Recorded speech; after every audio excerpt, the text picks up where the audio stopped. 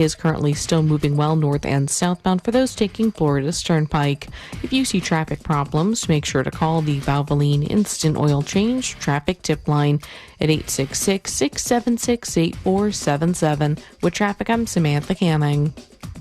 This report is sponsored by SuperSure. Do you own a small business? You need to hear this. A seismic shift is coming. It's time to get super sure. Not kind of sure, not pretty sure, not a little sure, but super sure. The seismic shift is coming. Super sure, coming soon. Hey, it's that mortgage guy, Don. Good news, commercial and SBA loan rates are falling too. Get a quote to refinance your business loan today at thatmortgageguyDon.com. With that mortgage guy, Don.com. I'm Ultima Morgan of Morgan & Morgan. Every time one of my children started driving, it was terrifying. Thousands of accidents happen across the country. We see it every day. If you've been injured in a car accident, call us. Dial pound law or visit forthepeople.com for an office near you.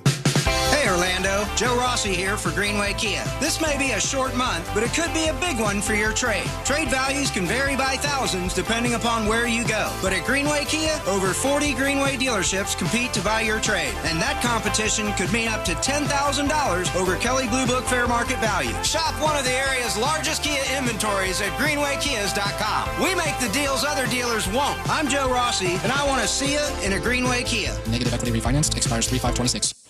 iHeartMedia presents the Fresh from Florida Groceries Giveaway. 50 lucky winners will each receive a $100 grocery voucher to indulge in Fresh from Florida goodness. Enter to win at iHeart.com/freshfromflorida.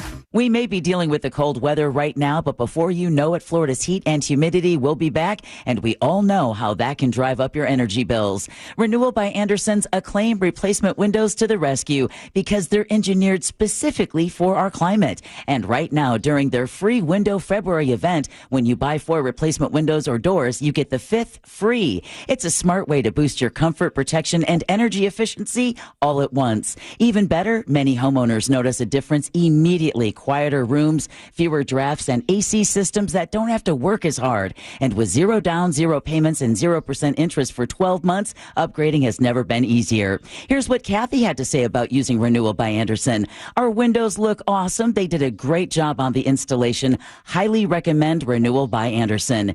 Visit bestwindowsflorida.com to schedule your free in-home consultation. Official partner of the Tampa Bay Buccaneers. License number CGC 1527613. Join Galen College of Nursing at our Orlando open house on February 28th at 9 a.m. to meet with advisors, faculty, and current students like me. From day one, Galen has felt like home. There's just so much guidance and so much help. Everything I need to succeed is here. Visit galencollege.edu/Orlando and RSVP to our next open house on February 28th at 9 a.m. We can't wait to see you there. Here's something most of us don't want to think about, but probably should. Clay Travis and Buck Sexton here for our friend Mike Lester and the team at Talon Wealth Management. That thing we don't want to talk about is a will. If you don't have one, Mike and his team would like to help you out. They'll start you off with a comprehensive financial plan. If you are 55 or over and have saved at least $250,000 for retirement, the Talon Comprehensive Financial Plan is complimentary. And when that plan's in hand, you will also receive the gift of a will and trust courtesy of Talon Wealth. The folks at Talon Wealth are not attorneys, but they work with a group of attorneys who'll provide a will and trust at no charge to you. Reach out at 813-755-5000. 813-755-5000. One more time, that's 813-755-5000. And be sure and tell them that Clay and Buck sent you. Advisory services offered through Talon Private Wealth, LLC, a SEC registered investment advisor. The information provided is for educational and informational purposes only and should not be construed as legal, tax, or financial advice. Hear that? That's Mike. He took ZQL Pure Z's, so now he's sleeping soundly on a Sunday night. ZQL Pure Z's are fast-acting melatonin gummies with a complementary botanical blend to help Mike get the sleep he needs to wake up refreshed and ready to conquer Monday. Let's do this Monday. ZQL Pure Z's, just for sleep. Really great sleep. These statements have not been evaluated by the Food and Drug Administration. These products are not intended to diagnose, treat, cure, or prevent any disease. Use as directed. Broadcasting live from the JustCallMo.com studios. Injured on the go? Just call Mo. Visit JustCallMo.com or dial 1-800-CALL-MO. This is WTKS-FM HD1 Cocoa Beach, Orlando. An iHeartRadio station. Guaranteed human. Someone's going to get offended. It's just the way the world works. So to hopefully save everyone a little time and or energy, here's this. The opinions that you hear are those of the host and callers, and not those of iHeartMedia, its management, or advertisers. The News Junkie is on. The three best friends you never knew you had, running through the most viral stories of the day. The News Junkie Sean Wasson with Sabrina and C-Lane. It is Wednesday, February 18th, 2026. Lots to get to today, from Stephen Colbert versus CBS to TMZ gets even more disgusting in the Guthrie case, and Shia LeBeouf continues to run wild on New Orleans, plus your calls, dispatches, emails, texts, and more. Hey there, Sabrina. Hello. Hello, C-Lane. What's happening? And hello to you. You can join us on the show today. All you have to do is send us a dispatch. Go to thenewsjunkie.com. Hit record on your first dispatch today. You can also watch the show on YouTube and twitch.tv/thenewsjunkie. Your message is rolling right into the studio in real time. How's everybody doing on a Wednesday? Good. Yeah. How are you? You okay, Bubba? Good. I think too many nasal allergy sprays this morning was the thing. How many did you do? 15. Courtney went, wow, and just kind of like turned around as I was spraying them today. You're addicted, Sean. I'm not addicted. To be clear, I'm not addicted to the nasal sprays. It says no more than 4 pumps in 24 hours, and you did how many? Whoa. 4 pumps altogether or in each nostril? Because I'm at 3 in each nostril. That's what I'm doing. Addicted. I think I'm underneath the line here, but we'll see what happens on a very busy Wednesday on the show. Let's jump right in. Let's put our ears to the ground, our fingers on the pulse. Let's see what's happening in this great, big, wide world of ours. And we go to CNN, everybody. That's right. Over on CNN. Dwindling audiences on these cable news programs these days. Terrible fake news, bad ratings. Turns out that people don't want to just hear people yelling all over each other all the time, nonstop. Nobody ever going, you know what? That's a good point. You know what? You're right about this. It turns out the masses are tuning out a lot of that stuff, and they can't even get the last word segment of their show right over on CNN, because they do a thing where they're like, words. Everybody on the panel gets to go, all right, what's your last words? What's your last words? And they go around, and they couldn't even get that right. It got weird and awkward, and that sounds fun. So let's tune in. Here we go. All right, Kevin, a quick last word. Oh, wow. Which I'm not sure. My last word is, you're all nuts. Like that. Oh my God! Thank you, Kevin. Guys, look, we got to keep it together here, okay? Honestly, I mean, there's a way to talk about these things. If you don't have anything to say, just say that, and I won't come to you next time. There's something so interesting about this side by side that they show, and I know you can't see this, but Mr. Wonderful, the guy from Shark Tank, has just told them "you're all nuts" on the panel as his final words, and it shows him, and he's smiling and grinning ear to ear. And the woman, who I guess is like, I don't know who she is, but I think she's like his counterpart. Like, she doesn't like him or whatever. She's so mad. She looks like he's laughing, and she's like, she looks like a villain in a movie with the The crazy part for me is, of all the insults, to call somebody nuts is one of the softest. It's 10 ply. And for her to be that mad, I'm sure that there's context here. There's more of this that we didn't see. There's an argument and a debate that we're not ingesting here. Yeah. But to be that upset over being called nuts is kind of nuts. I don't know. See, it could have been R word bombs dropped crazy before this, and he's like, and by the way, you're all nuts. I'm not watching the whole show to see what was really going on, but she just looks so angry on the side of him. And then even the host is like not having it. The host lady's like, come on, we gotta keep this professional. If you don't have anything to say, just say that, and I won't come to you next time. You know, all right. So she even said at the end, if you don't have anything to say, just say that and I won't come to you next time. All right, Kevin, a quick last word. Oh, wow. Which I'm not sure. My last word is you're all nuts.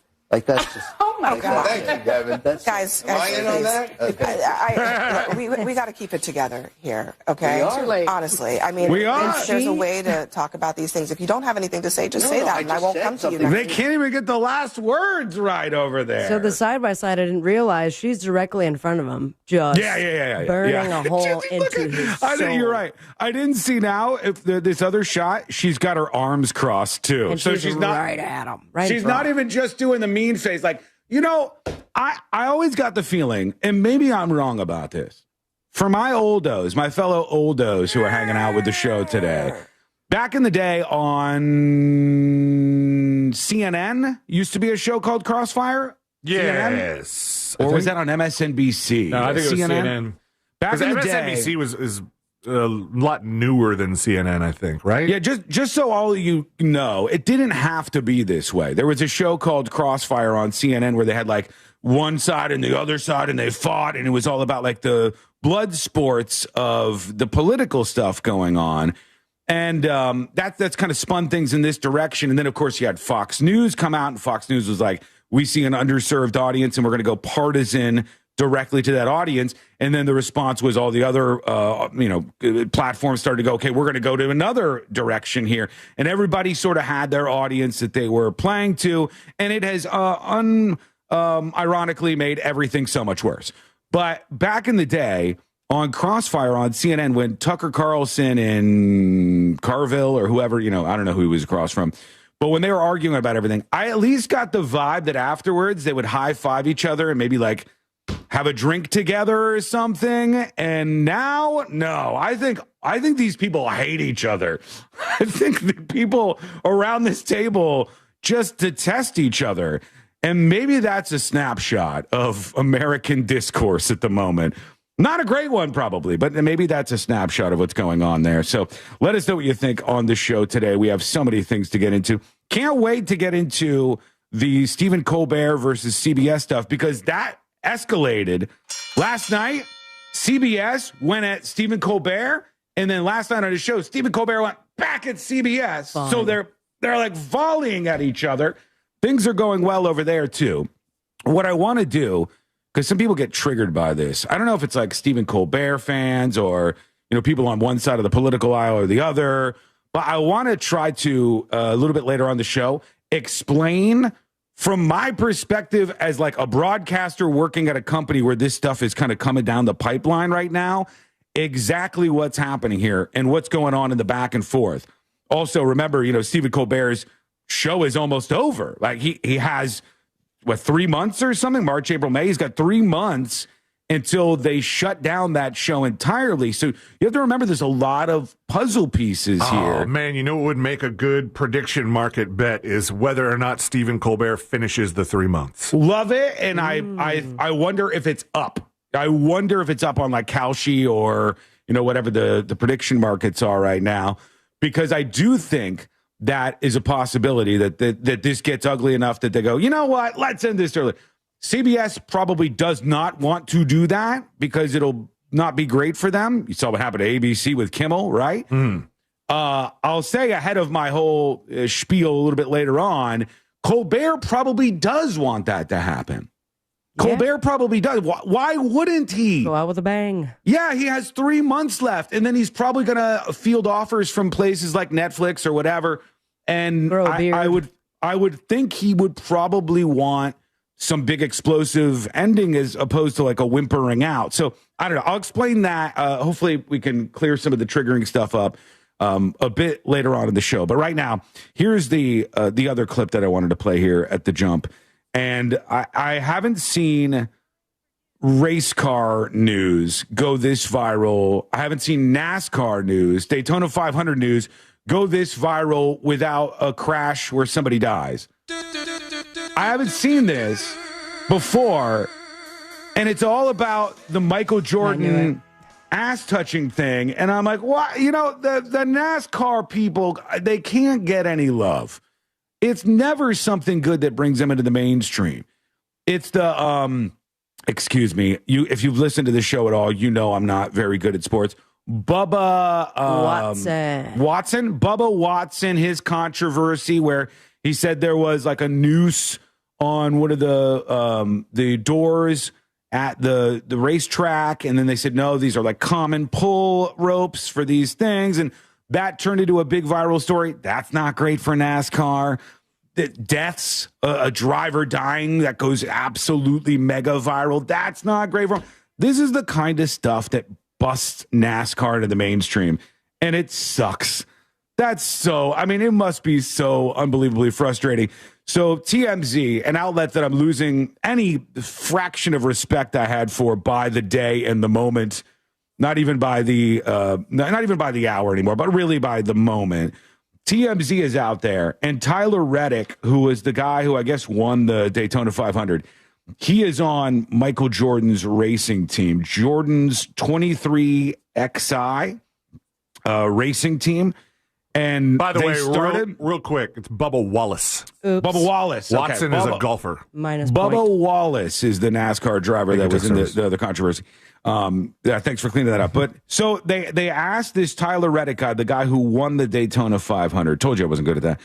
The guy who won the Daytona 500, a couple of normie questions. All they wanted to do was ask about the ass grab. And I'm like, Jesus, man. So we wanted as awkward as you would have thought. I know you had it locked in. Did you brace for chaos? Yeah. Yeah. Every fewer race I've won, it seems like it's chaotic. So. He's not the most enigmatic speaker. He looks annoyed. Yeah, well, he probably knows what question's coming because they're like, well, what was it like winning? Did you know you were going to win in your fast car, mister? And then they go... So what did Michael Jordan say to you, like, right after the win? Came through in a clutch moment for him. And we also have to ask, man, so a lot of people online, we're talking about Michael Jordan's interaction with your son. We're not going to talk about that. Oh. Okay, no worries. Tyler, one last question. Where does this rank in your career, you think? Yeah, go back to that now because she goes, what was going on with Michael Jordan and your son? And I don't know if this was a handler or whatever, but some guy popped up in front of the camera. It was like, we're not talking about that right now. We're not going to be discussing that. A clutch moment for him. Right here. Love that. We also have to ask, man, so a lot of people online, we're talking about Michael Jordan's interaction with your son. We're not going to talk about it. Right in front. No worries. Yeah, right in front after that. And I'm like, damn, man. This thing explodes into the viral world for this. You should have pushed on that guy. Been like, why? Why not?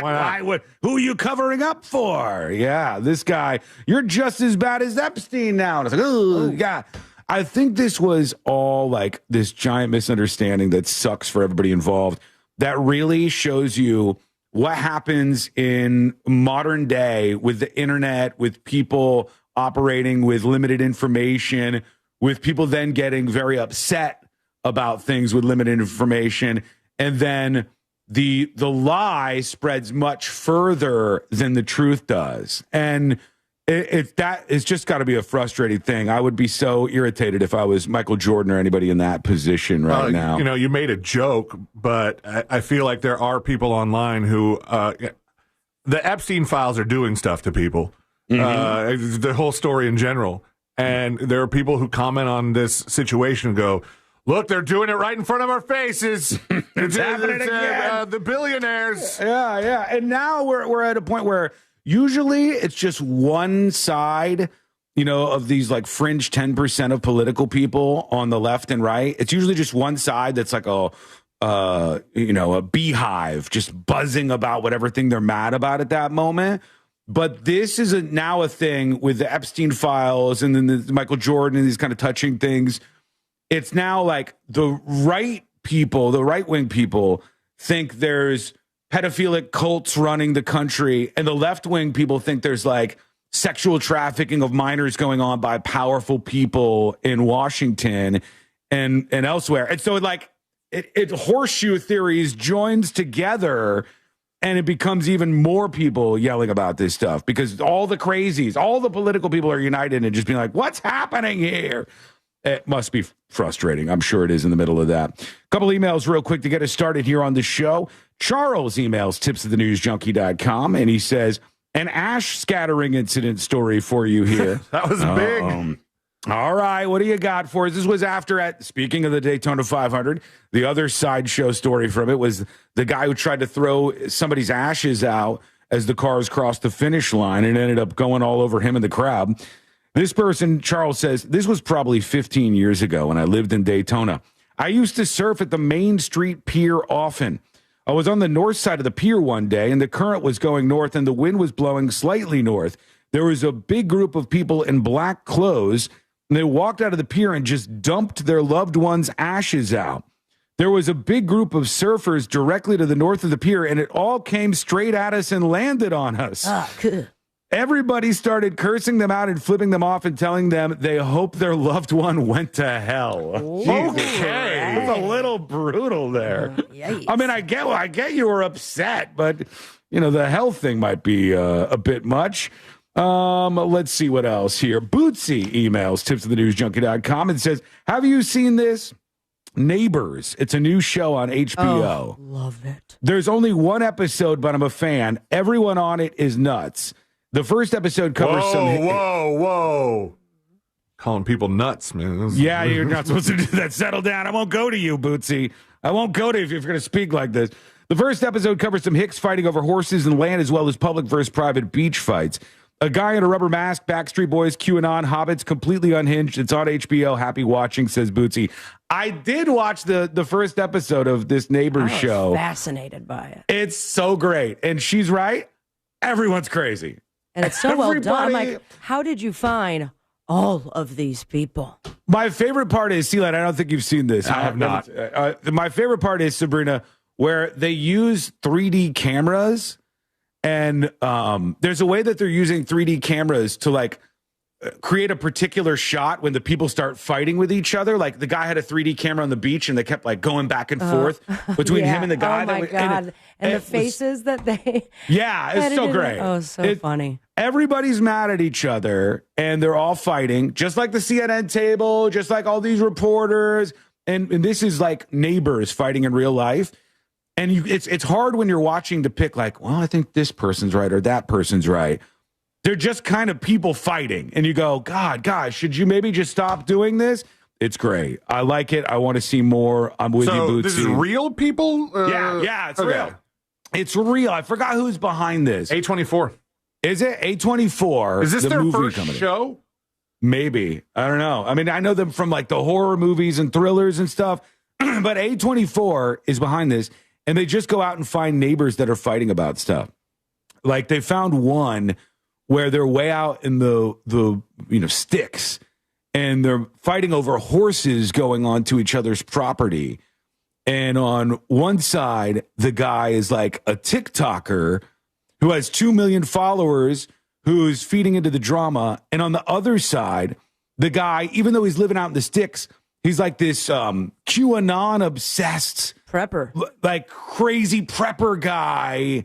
And oh my God, it's check it out. Neighbors on HBO. Aren't some of the most intense preppers out in the sticks anyway? Some of them, you gotta have a lot of land. Is building a cave. They went to one shot where he every week just blows up this cave so that he has a place to go during the inevitable apocalypse. Yeah, and I also like when somebody is like conspiracy nut like this. Sorry, didn't mean to call him nuts. There I go again. Conspiracy nut like this. And they're sitting down with the HBO camera crew and they realize they've never really explained this to anybody. And the guy goes, look, I was reading online and then I started doing my own research, which is usually a trigger word. My own research. And they said, very quickly, I found that there were pedophile satanic cults in charge of all and the guy started to rant about QAnon, but then realized he really didn't know how to explain it very well. And he's just like, it's a whole thing, man. If anybody tells you that in their own research, they have found... I do my own research. If they have told you in their own research, they've found pedophile cults, your next question should be, without a doubt, how long did it take you to find them? Because if it's Cult.com. Because if it's not a long time, the questions, red flags, all kinds. Neighbors on HBO. Definitely a good recommendation. I've only seen the first episode, but there we go. When we come back, we got to get into, I'm not sure what to do first. Maybe we'll do the Colbert versus CBS thing, and I'll tell you what that's like from the perspective of me, close to contract times, also at working for a company where this stuff is coming down the pipeline. A lot of you have established feelings on this, but just hear me out. I'm going to be real with you and shoot straight with you from my perspective. It's a really interesting back and forth that's going on, and that's coming up next to the News Junkie. If AI ran this station, it'd be organized. And nobody wants that. Real Radio 104.1, guaranteed human. Traffic stop and go due to an accident on I-4 westbound before Old Grade Road. The right. Go, Mike, activated. Shouts out to your cameraman for the day, Samuel L. Jackson from Jurassic Park is our cameraman for today. Welcome behind the scenes. Welcome behind the scenes of the show. Come on, Samuel, follow me. 1 sec. Horny Greg's here. R. Knott says, Wasson, have you seen the fraternity hazing basement video? Dude, I have seen that. It's very weird. It's not new, though. It's going viral right now, but it's from 2024, I think. Hey, Tanya, how are you? Hey, everybody, welcome on in. Good to see you on a Wednesday. Maybe a Wear the Show Wednesday for some of you. Hey, Unfettered, how are you? Hey, Buddha, Crazy Drunk Cat Lady, good to see you. Welcome in, everybody. Now, I'm going to start a baseline here because the Stephen Colbert versus CBS story is kind of blowing up. Nancy Guthrie, the search is kind of, the buzz is winding down because we aren't making too much progress there. We'll keep an eye on it. But Stephen Colbert versus CBS. A lot of interesting things here. Colbert has 3 months or so left in his contract. Now there's a fight going on. CBS could oust him before that, but probably doesn't want to because it won't be a good look. Stephen Colbert benefits from the tension between the two of them and the idea that somebody, a broadcast network, is censoring them. It's a tale as old as time in broadcasting. You know, the big guy is censoring you, the suits are censoring you, these kind of things. And so I think it makes it interesting. But baseline chat, who do you think is being honest about this story? CBS or Colbert? CBS or Colbert? That's what I want to hear from you right now, just to get a baseline on this story. CBS or Colbert? CBS says Stephen Colbert is exaggerating what happened, that at the most he's lying, that they did not stop this, that they simply told him, hey, if you do this, you're going to have one of the people who's running for this election against this person on your show as well, and that they didn't tell him not to talk about it, and that Stephen Colbert made a lot of that up so that he could have a story to rile up his audience. Stephen Colbert says CBS is scared of like the Trump administration and the FCC and won't stand up to them, and that's what the problem was. So, baseline, CBS or Colbert? CBS is lying. Colbert, CBS, Colbert. Didn't CBS tell 60 Minutes they couldn't air a certain story? Barry Weiss paused a story. She's the head of CBS News. She paused a story on 60 Minutes, which ended up running eventually. Colbert says the pencil squeezer. Excuse me. I will say Stephen because I think CBS is scared to get sued again. I'm surprised that CBS is still in business. Says Zach. It's pretty 50-50. People are pretty hyped about this one. I did a video about it yesterday, and there were some people who were like, I can't take this. All right, we'll come back right now. Here we go. Precision. As the reigning monobob champion, Humphreys is back to show the world that she still owns the fast lane. For more Winter Games gold, search Olympics on the iHeartRadio app.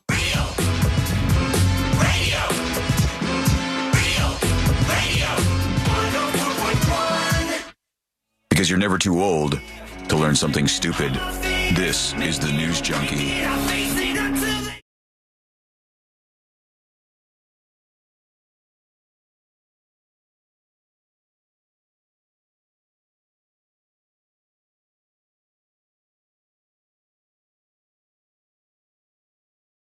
Now with their networks, it's drama over there. I'll tell you what's going hot on right now. It's so hot to fight with your network. You got to have a battle. You got to have a battle going on. Otherwise, what are you even doing out there? Now, this one gets people charged up, but I want to tell you about this and just know ahead of time, I'm being real with you. I'm being honest with you from my perspective, being somebody in this industry, somebody who has to deal with the suits at a big broadcast corporation, the biggest radio corporation on planet Earth. I have to deal with the suits from this company who oftentimes line up with my vision, but sometimes, there's issues and we butt heads about stuff. And I'm pretty outspoken about my career because it's incredibly important to me, as you might imagine. And I put everything in this in my life. I know with pretty great familiarity what goes on with the FCC and what's going on in this story. That's an important part of the equation because a lot of people do not know what goes on at the FCC. No, and so I'll set the stage here with a couple of things. One, here's how the FCC works, because maybe this is an interesting and good way to start, and maybe you guys will trust me coming in like, hey, Sean has done this for over 20 years. It's literally his job. He knows how this works. Here's a couple of truth bombs about the FCC. The FCC is only in charge of the broadcast airwaves, okay? That is airwaves that television stations like CBS, NBC, Fox, the actual traditional broadcast airwaves. And this is where it comes into play for us here on the show, on the News Junkie, radio airwaves, FM and AM radio airwaves. The FCC is also in charge of that. And when I say in charge of, they do licensing for these radio stations, and there's a pretty good reason for them to exist, actually, because everybody has a radio in their car, right? Hello. Could you imagine if anybody could just fire up a radio station at this exact number on the dial, and it didn't matter if somebody already had that, and they're like all competing with each other, and you're like, what the hell's going on here? Okay, we don't want that. It's a train wreck. So the FCC says we issue licenses to people so you can do it on this station and you can do it on this station. Right. So that's what the FCC is up to mostly.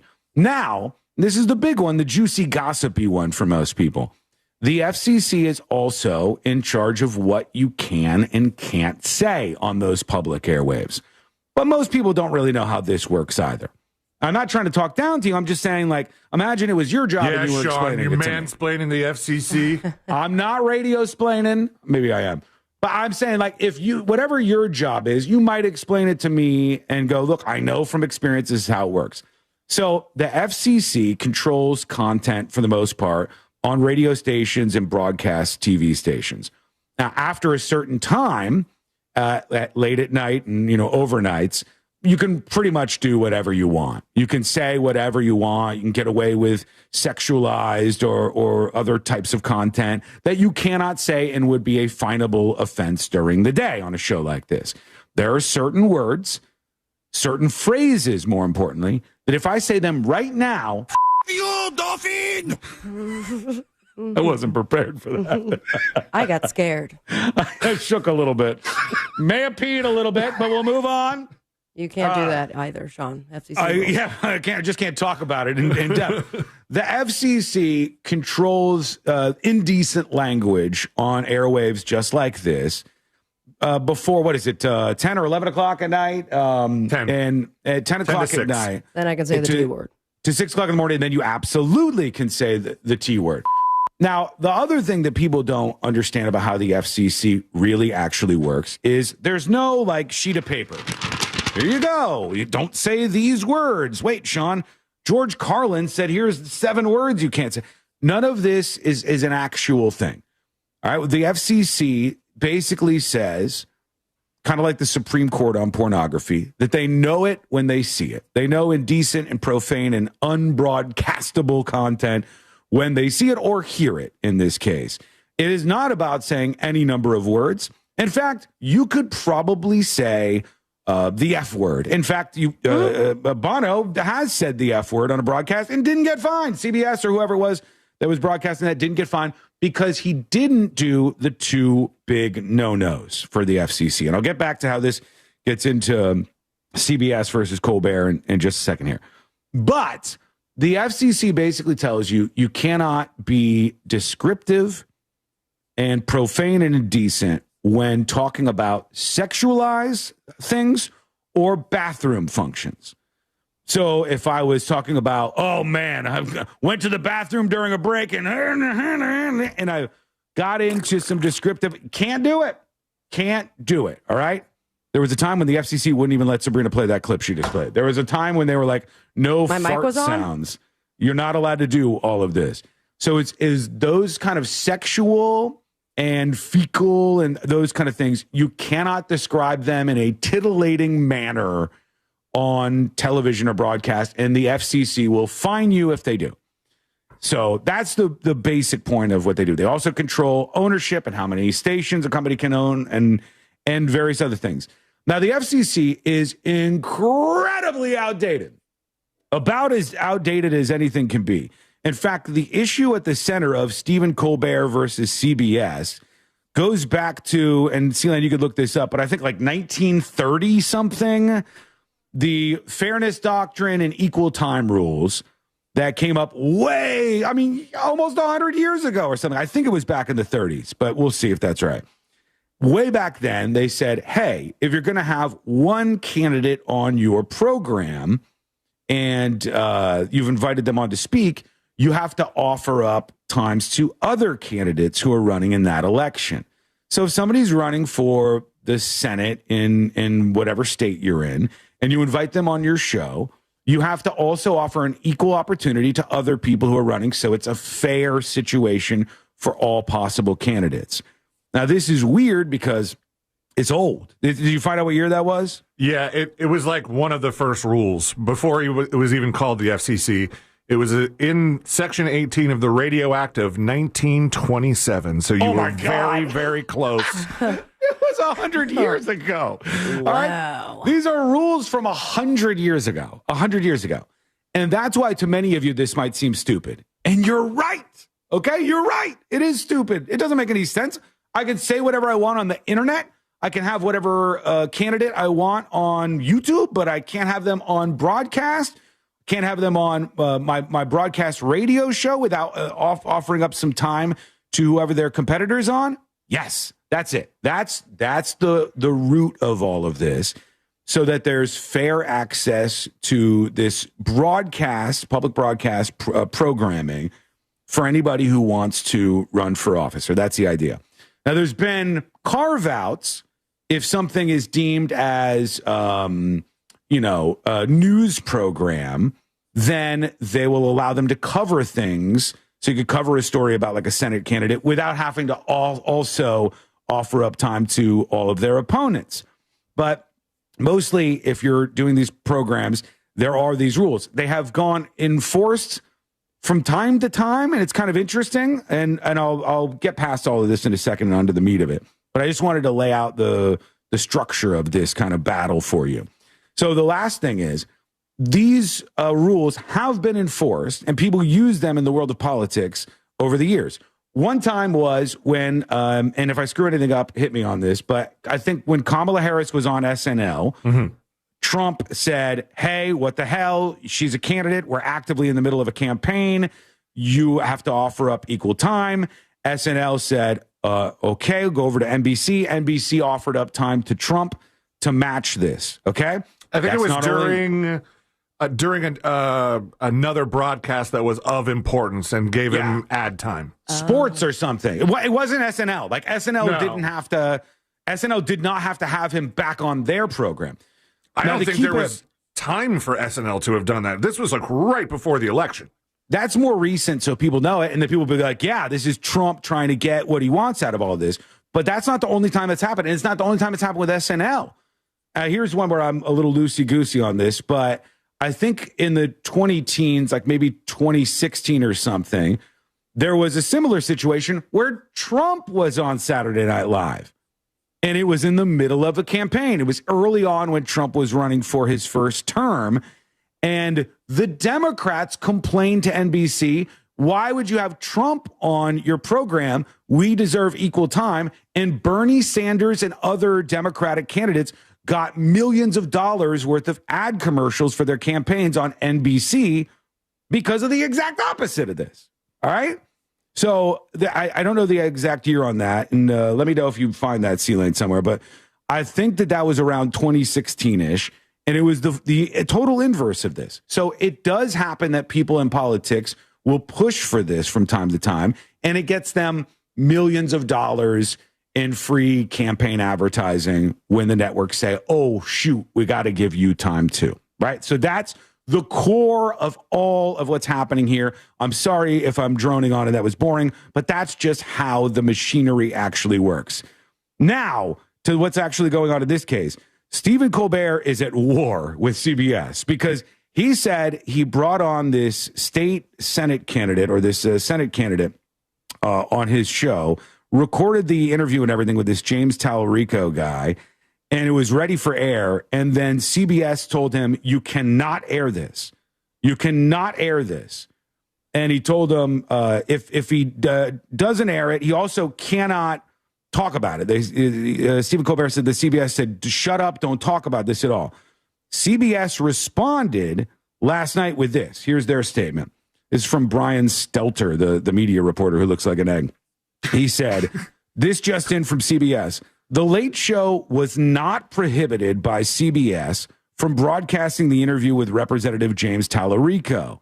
The show has provided legal guidance that the broadcast could trigger the FCC equal time rule for two other candidates, including the Representative Jasmine Crockett. Now, Jasmine Crockett isn't some Republican or anything like that. Jasmine Crockett is a left-wing, left-of-center candidate who's also running in this very same election against James Tallarico. So it could run equal time rule for other candidates, including Jasmine Crockett. And they presented options for how the equal time for other candidates could be fulfilled. Now, I'm going to read into this. The options could have been on The Late Show as another interview to even things out. The options could have been elsewhere on CBS to make up for the time, give them advertising space and things like I've talked about before. CBS continues, The Late Show decided to present the interview through its YouTube channel with on-air promotion on the broadcast rather than potentially providing the equal time options. That was CBS firing back at this. And then Stephen Colbert did his show last night and had like the letter from CBS and everything. And he's like, that looks fake. And this is, I think, big letterhead. Tell you that. It's really a screenshot from his show where he's holding the letterhead. I see that, but I'm like, it's like he went to somebody and said, could you make the CBS logo a little bit bigger on this? Like, do you think that letter looked like that, Sean? I don't. No, I don't think there's not even a signature on the bottom of this or anything. So I'll get into the next layer of what happened with this, and then we'll move on and see what you think about it. We got Shia LaBeouf running hog wild in New Orleans. I'm enjoying what's going on with him, and a whole lot more. Lots of drama to be found out there in the world, and we always find it here on the show. That's coming up next on the News Junkie. Real Radio is the Jim Colbert Show. You can call me Puzzle. Hello. Welcome behind the scenes.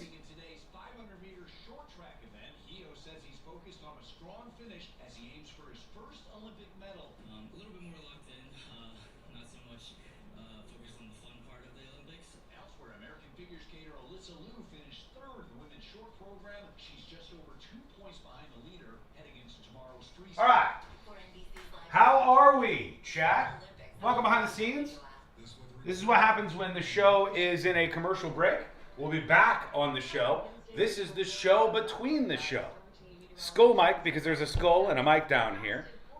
And we are hanging out with you from 11 a.m. to 3 p.m. Eastern every single day here on the show. We also have the ability to unlock a bonus stream this week, which we'll talk about in a second. But sorry if that went long, but I wanted to give everybody sort of a background of what exactly was happening here and how this works. So it doesn't turn into Stephen Colbert told his audience this, CBS told their audience this, and then if you like Stephen Colbert or if you like politically align with him, you're here. And if you are not, and you don't like Stephen Colbert, you don't align with him politically, you're here. I want you guys to see the entire picture. So hopefully that helped. That mortgage guy, Don, does commercial and SBAs. That's right, small business administration loans. And if you have any Dan says, I'm not in the Epstein file, so I'm doing okay. Good for you. Samesies, by the way. Samesies. Obi says, what if you're aligned with Jim Colbert? Well, that's when things get really difficult. You are not on either one of their sides, and you're just choosing chaos, which is acceptable. Couple minutes and we're back live on the show. Ryan says, appreciate the nuance. I mean, nuance is so important and so dead these days. Like, I did the video yesterday, and honestly, there's like some hyperbole I'm using in my my video that I put out yesterday. But in all reality, I'm just explaining what's going on in this situation, and people just end up on political lines. Like, Stephen Colbert, I like him because he does X politically. CBS, ooh, no, now they hired Barry Weiss. They're actually the bad guy. So it's become a mess. I'm not going to fix that mess, but I can at least try a little bit. Thank you, BDMXCon. TDG Aquatic says, did we ever figure out the ad thing on YouTube? Oh, I got good news for you guys on that front. Okay?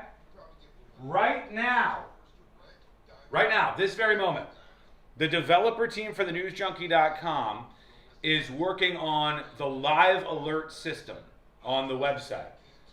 Now, if you go to the website right now, it's a very simple live alert that says, it's live. You click there. It opens up a page with the YouTube player and information on how to send a dispatch and stuff. Now, I'm revamping the default live alert to have a countdown timer. Then we're adding the subscriber alert for Secret Show subscribers, which will have a super secret video player with absolutely zero ads. No commercials. None at all.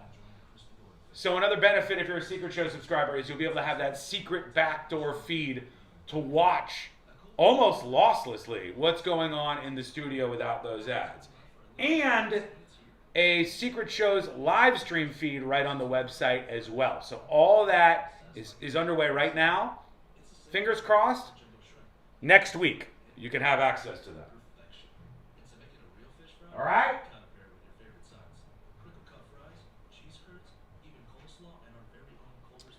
Waterboy says, I thought you moved to the website in order to get away from developers? No, I moved to the website in order to get away from the app stores, because the app stores take money and they have insane rules and hurdles you have to jump over, and I'd rather be independent from the app stores. I don't want to be part of that. When will we get a 24-hour garage studio live cam? Oh, I don't know about that.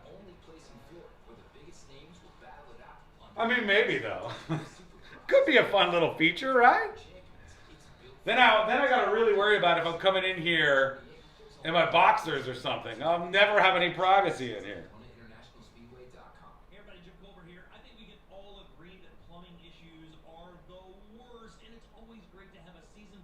Development team usually means vibe coding and AI nowadays.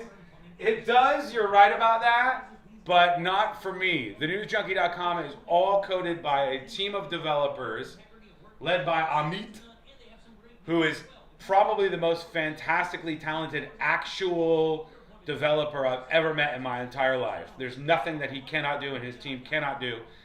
And AI is not all the way there in terms of doing a lot of this stuff. So yeah, this is actual development that I pay a team to do. Not AI. I have my own tool set to run the show. That is a lot of things that I create myself with AI, but not this. Ever since the new year, these ads have popped more and more up each day. Well, I've told you how to get around that in the next week or so. And I also will look into YouTube. I didn't change any settings, like I said. So I think YouTube is just running more ads. That's it. I think they're running more ads. Anything but a Speedo if you have a garage cam? Wow. You know, you don't know. Maybe I look banger in a Speedo. Maybe I'm really, really, really impressive in a Speedo.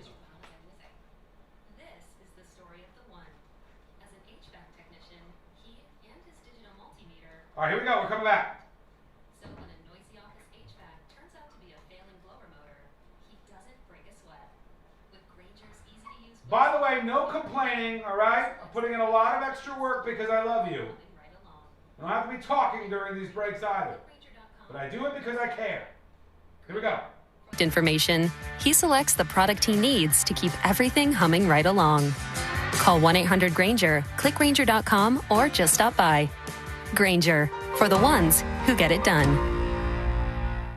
Every now and then you find a deal that actually feels like a win. With Straight Talk Wireless, you get more and pay less. Now that's a good deal. No contracts, no credit checks, no surprises, all on Verizon's 5G network. Find it in the same place you've always found straightforward prices, exclusively at Walmart and StraightTalk.com. This earful of real radio is brought to you by JustCallMo.com. Injured on the go? JustCallMo.com. Real Radio is on Facebook at Real Radio 1041. Sponsored by the law offices of Anajar and Levine Accident Attorneys. Call the law offices of Anajar and Levine at 1-800-747-FREE. That's 1-800-747-3733.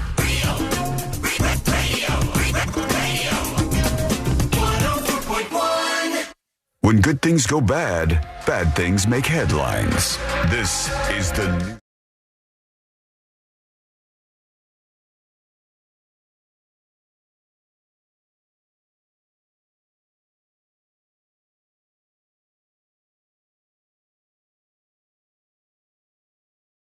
Newsroom. So good to have you on board. And you can learn more about this show. It's really easy to do. Go over to the website, thenewsjunkie.com, thenewsjunkie.com. We're going to get into my favorite story of the day, which is literally just Shia LaBeouf running hog wild on New Orleans for Mardi Gras. I don't know why, but... Stop it. Like, he's got some issues going on, and he's just party mode. He's like, you know, Frank the Tank. He's fully party mode right now. So we'll see what's going on with him at the top of the hour. But let me finish up some thoughts here on the Colbert versus CBS thing. And I left you off at explaining how the FCC works. Sorry for the history lesson. Explaining what's actually going on and is happening under the surface here. The reason why I do that is because I made a short video about this yesterday, and a lot of people got mad because people are falling into the partisan channels of, well, if I agree with Stephen Colbert politically or I like Stephen Colbert, I'm going to believe him and what he's saying to me. And then if I don't like Stephen Colbert, I'm going to believe what CBS is saying to me, and I'm going to believe that he's lying about all of this. And I'm explaining what's going on from the entire picture in both of their perspectives. Don't think for a second that anybody sitting in Stephen Colbert's seat with 3 months left before their show is over isn't smart enough to know how to make things blow up and get some attention for themselves. You need a little friction. You blame the suits. You blame the corporate overlords. You blame the FCC. You blame these things. And there's certain levels of truth, you know, to what you're talking about. But I don't want people to just be like, oh, I believe him because, you know, he also thinks Orange Man bad, and I totes think that, so great. Or the opposite, right? So he goes back on, Stephen Colbert does, and he had his little letter from CBS, which is, yes, definitely a mock-up that he was putting out there with CBS statement. And Stephen Colbert shot back. And here's what he says, according to Variety. Stephen Colbert says CBS released a statement about pulling the interview with James Tallarico. This was this candidate for an election in Texas, I believe. He said they released the statement without ever talking to me. And he said, I really don't want an adversarial relationship with the network. So he's assuring you, like, yes, you do. That is hot right now, Stephen Colbert. And he definitely does, whether or not he's being honest here or not, because he's on his way out. He wants to be as valuable as he could be for anybody else. And going out in a ball of flames sometimes it makes it pretty valuable, honestly. A lot of people will be tuning in. Jimmy Kimmel, for example, was never more powerful, never more valuable than when the FCC legitimately tried to go after him. I should rephrase that. When the FCC did, in fact, try to go after him for his remarks, which I believe were incorrect and unhelpful remarks, after the murder of Charlie Kirk. And after that, Jimmy Kimmel just rose, like that was the center of everything. Stephen Colbert with 3 months left, pretty tempting to get into that. And the story says on Tuesday night's broadcast, this is day 2 of this fight, of The Late Show, Stephen Colbert slammed his home network, CBS, for releasing a statement denying it pulled its interview, his interview with James Tallarico off Monday night's broadcast, a move he said was done without his knowledge. Without ever talking to me, the corporation put out this press release. This statement, it's a surprisingly small piece of paper considering how many butts it's trying to cover, he said. Colbert then read the statement in full, and it said, The Late Show is not prohibited by CBS from broadcasting the interview. The show has provided legal guidance that the broadcast could trigger the FCC equal time rule for 2 other candidates, including Representative Jasmine Crockett, who's not a Republican, just for the record. She is a Democrat who's running for that office against this person. From the left, she's running against this person. And presented options for how the equal time for other candidates could be fulfilled. The Late Show decided to present the interview through its YouTube channel with on-air promotion on the broadcast rather than potentially providing the equal time options. To bring you back again to how this works in this job that we're doing the same thing. We're doing a talk show right now. In the talk show world, all the companies, including iHeartRadio, have recently sent out memos that say, hey, if you have somebody on from active election, you have to offer up time for the people that are also running in that election in some way. You have to offer up equal time for the other candidates that are involved in this. Question. And every company is doing that, including this company. Like if we tried to have a candidate on. Question, and maybe you know the answer to this, maybe you don't. If they had Tallarico on and they aired the interview, and then now they have to offer the equal time, do they have to reach out and offer it, or do they just have to, accept good question. the courtship of Jasmine Crockett, or if she reaches out and says, "Hey, you gave him time, I'm ready for mine." Do you have to? Does somebody have to call up Jasmine Crockett and call up any other candidate and go, "Hey, we just gave Tallarico 8 minutes." You are now you have that 8 if you'd minute like token for you to use. I think they have to do that. I think that they have to reach out, but I am not 100% sure, but I think that they have to reach out. So if you have candidate A on, you have to say, hey, candidate B, C, and D, we are sending you an email informing you that we're having candidate A on and letting you know just in case, you're interested. So I think you have to be proactive about that, but I'm not 100% sure. He said I think in the case of Saturday Night Live, having Kamala Harris on, Donald Trump's campaign proactively said, all right, give us our time. Yes, and Donald Trump's campaign is actively, or Donald Trump as the president, his administration is actively trying to say, hey, I think all these television shows are being unfair, and they're presenting only one side and only one group of these politicians, and they're trying to force down these old ass rules from the 1920s or whatever. Which, by the way, I'm fine with abolishing all of this. I don't care that this exists at all. I think it's stupid and way outdated. It just is what it is right now.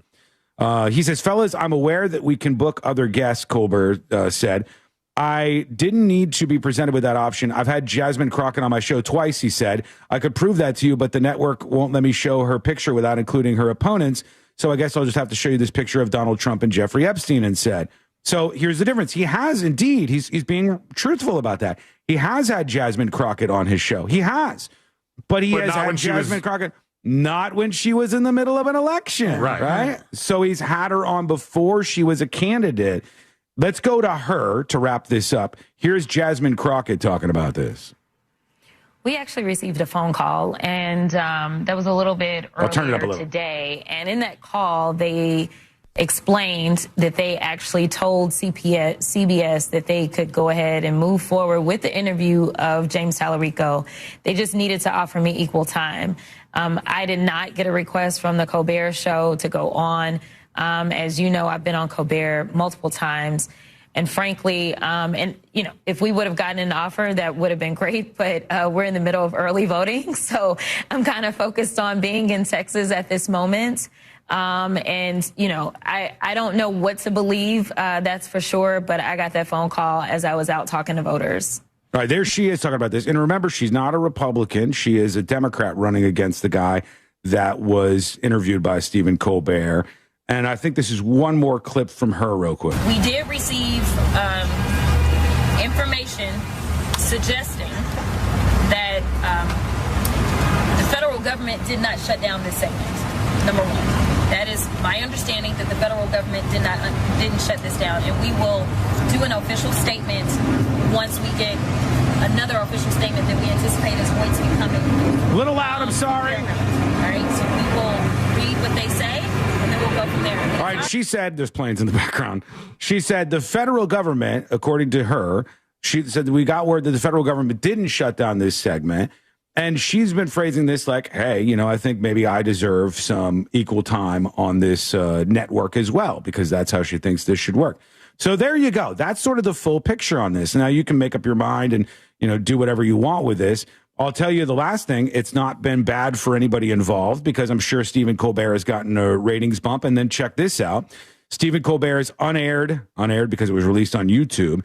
James Tallarico interview hits 5.3 million YouTube views. So that's a lot of views that this got on this candidate. And it's fine because it's on the internet, unregulated by the FCC. It also resulted in $2.5 million raised for Tallarico's campaign in 24 hours. So you can see why all this exists. Which is probably a better result for Tallarico than it would have been if he just aired the interview. 100%. All of the drama always helps somebody like that. It's coming up roses for Tallarico right now. Yeah. And Colbert has nothing to lose. He's up against. He's got 3 months left on his contract. So that's what's really going on here. And we'll see if this leads to like CBS going, let's go nuts.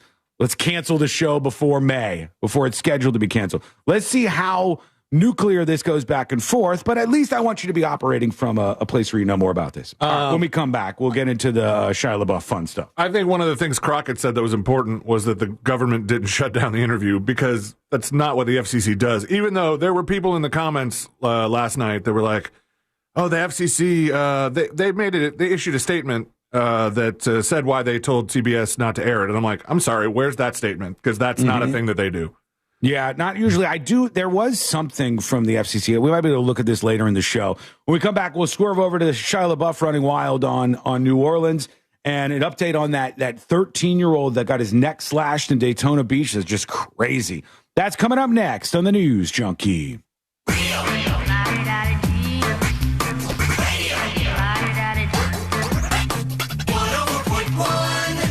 From the Clausman Law Traffic Center. Hello. I-4 westbound before Old Grade Road. Welcome behind the scenes. Go Mike Activate. All right, to wrap that up, chat. Now, knowing what you know,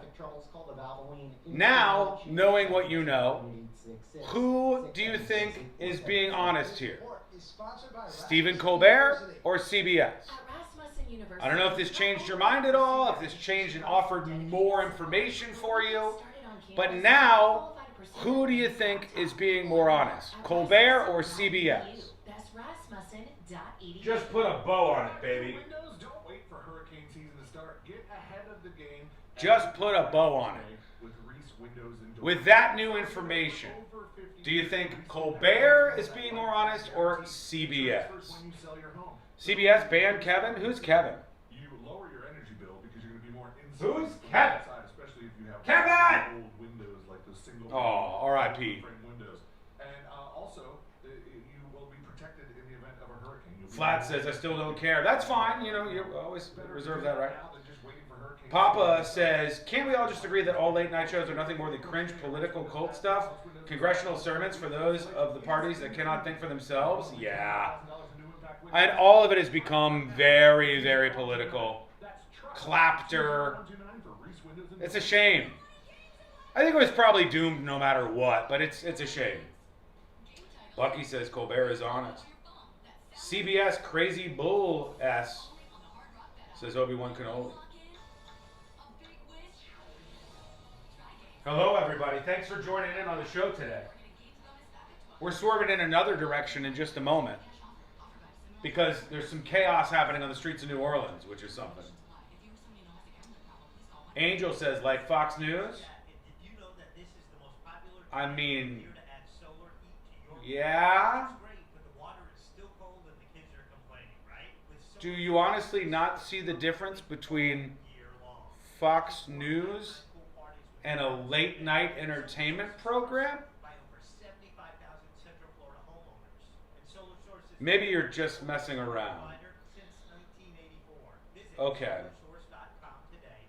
What happened to Shia LaBeouf? You're about to find out. Nolan says, I think Colbert tried to tell the situation and CBS explained it better, but CBS is mad at Colbert for being honest. Thank you, Shannon.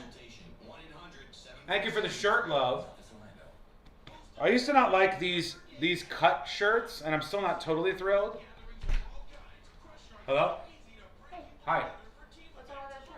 No, they said they like my shirt. It's Man, I Love Frogs. I don't really like frogs that much, but that's what the shirt says. Okay. Greg said, you turn the heater off. Off? Yeah. Sorry, I'm just texting him real quick. Okay, what do you want? What do you want? What do you want? I said I'm going.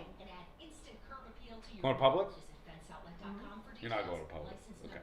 Be safe, please. I love you. Bye. See you later. There she goes. There she goes. Shia got rocked. Too many mimosas? You think he's a mimosa guy? I don't know. I think he's going hard, which is what we're going to bring up here. How many times do you all go to Publix a week? I rarely ever go.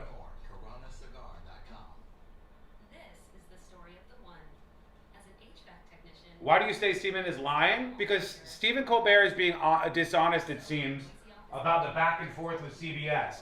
CBS, it does not seem, told him that he could not air this interview. They said, you can air this, but you have to understand the implications of airing it. And that might mean you need to have somebody else on. And then he obfuscated by saying, I know, I've had her on before. Not saying that he hasn't had her on before when she's in the middle of a campaign. So he's leaving out pieces of information in a tactic that he's employing to be dishonest. To make it like he's being censored more than he is, and CBS is the bad guy. He's doing it as a tactic to wrap up his time on the network, which is fine. I don't have a problem with it. It's just real. All right, here we go. Shia LaBeouf versus New Orleans. The next showdown. But EPI is manageable. Use the symptom checker on identifyepi.com and talk to your doctor. That's identifyepi.com. Sponsored by AbbVie. Do you have AC needs? Turn to the experts at Carrier. Go to millsair.com. Portions of the following program were pre-recorded. Coming to you live from the JustCallMo.com studios. Injured on the go? Just call Mo. Need help after an accident? Visit JustCallMo.com or dial 1-800-CALL-MO. This is WTKS-FM HD1 Cocoa Beach, Orlando. An iHeart radio station. Guaranteed human.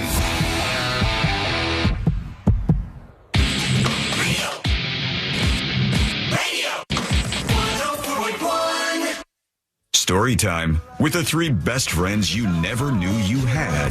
This is the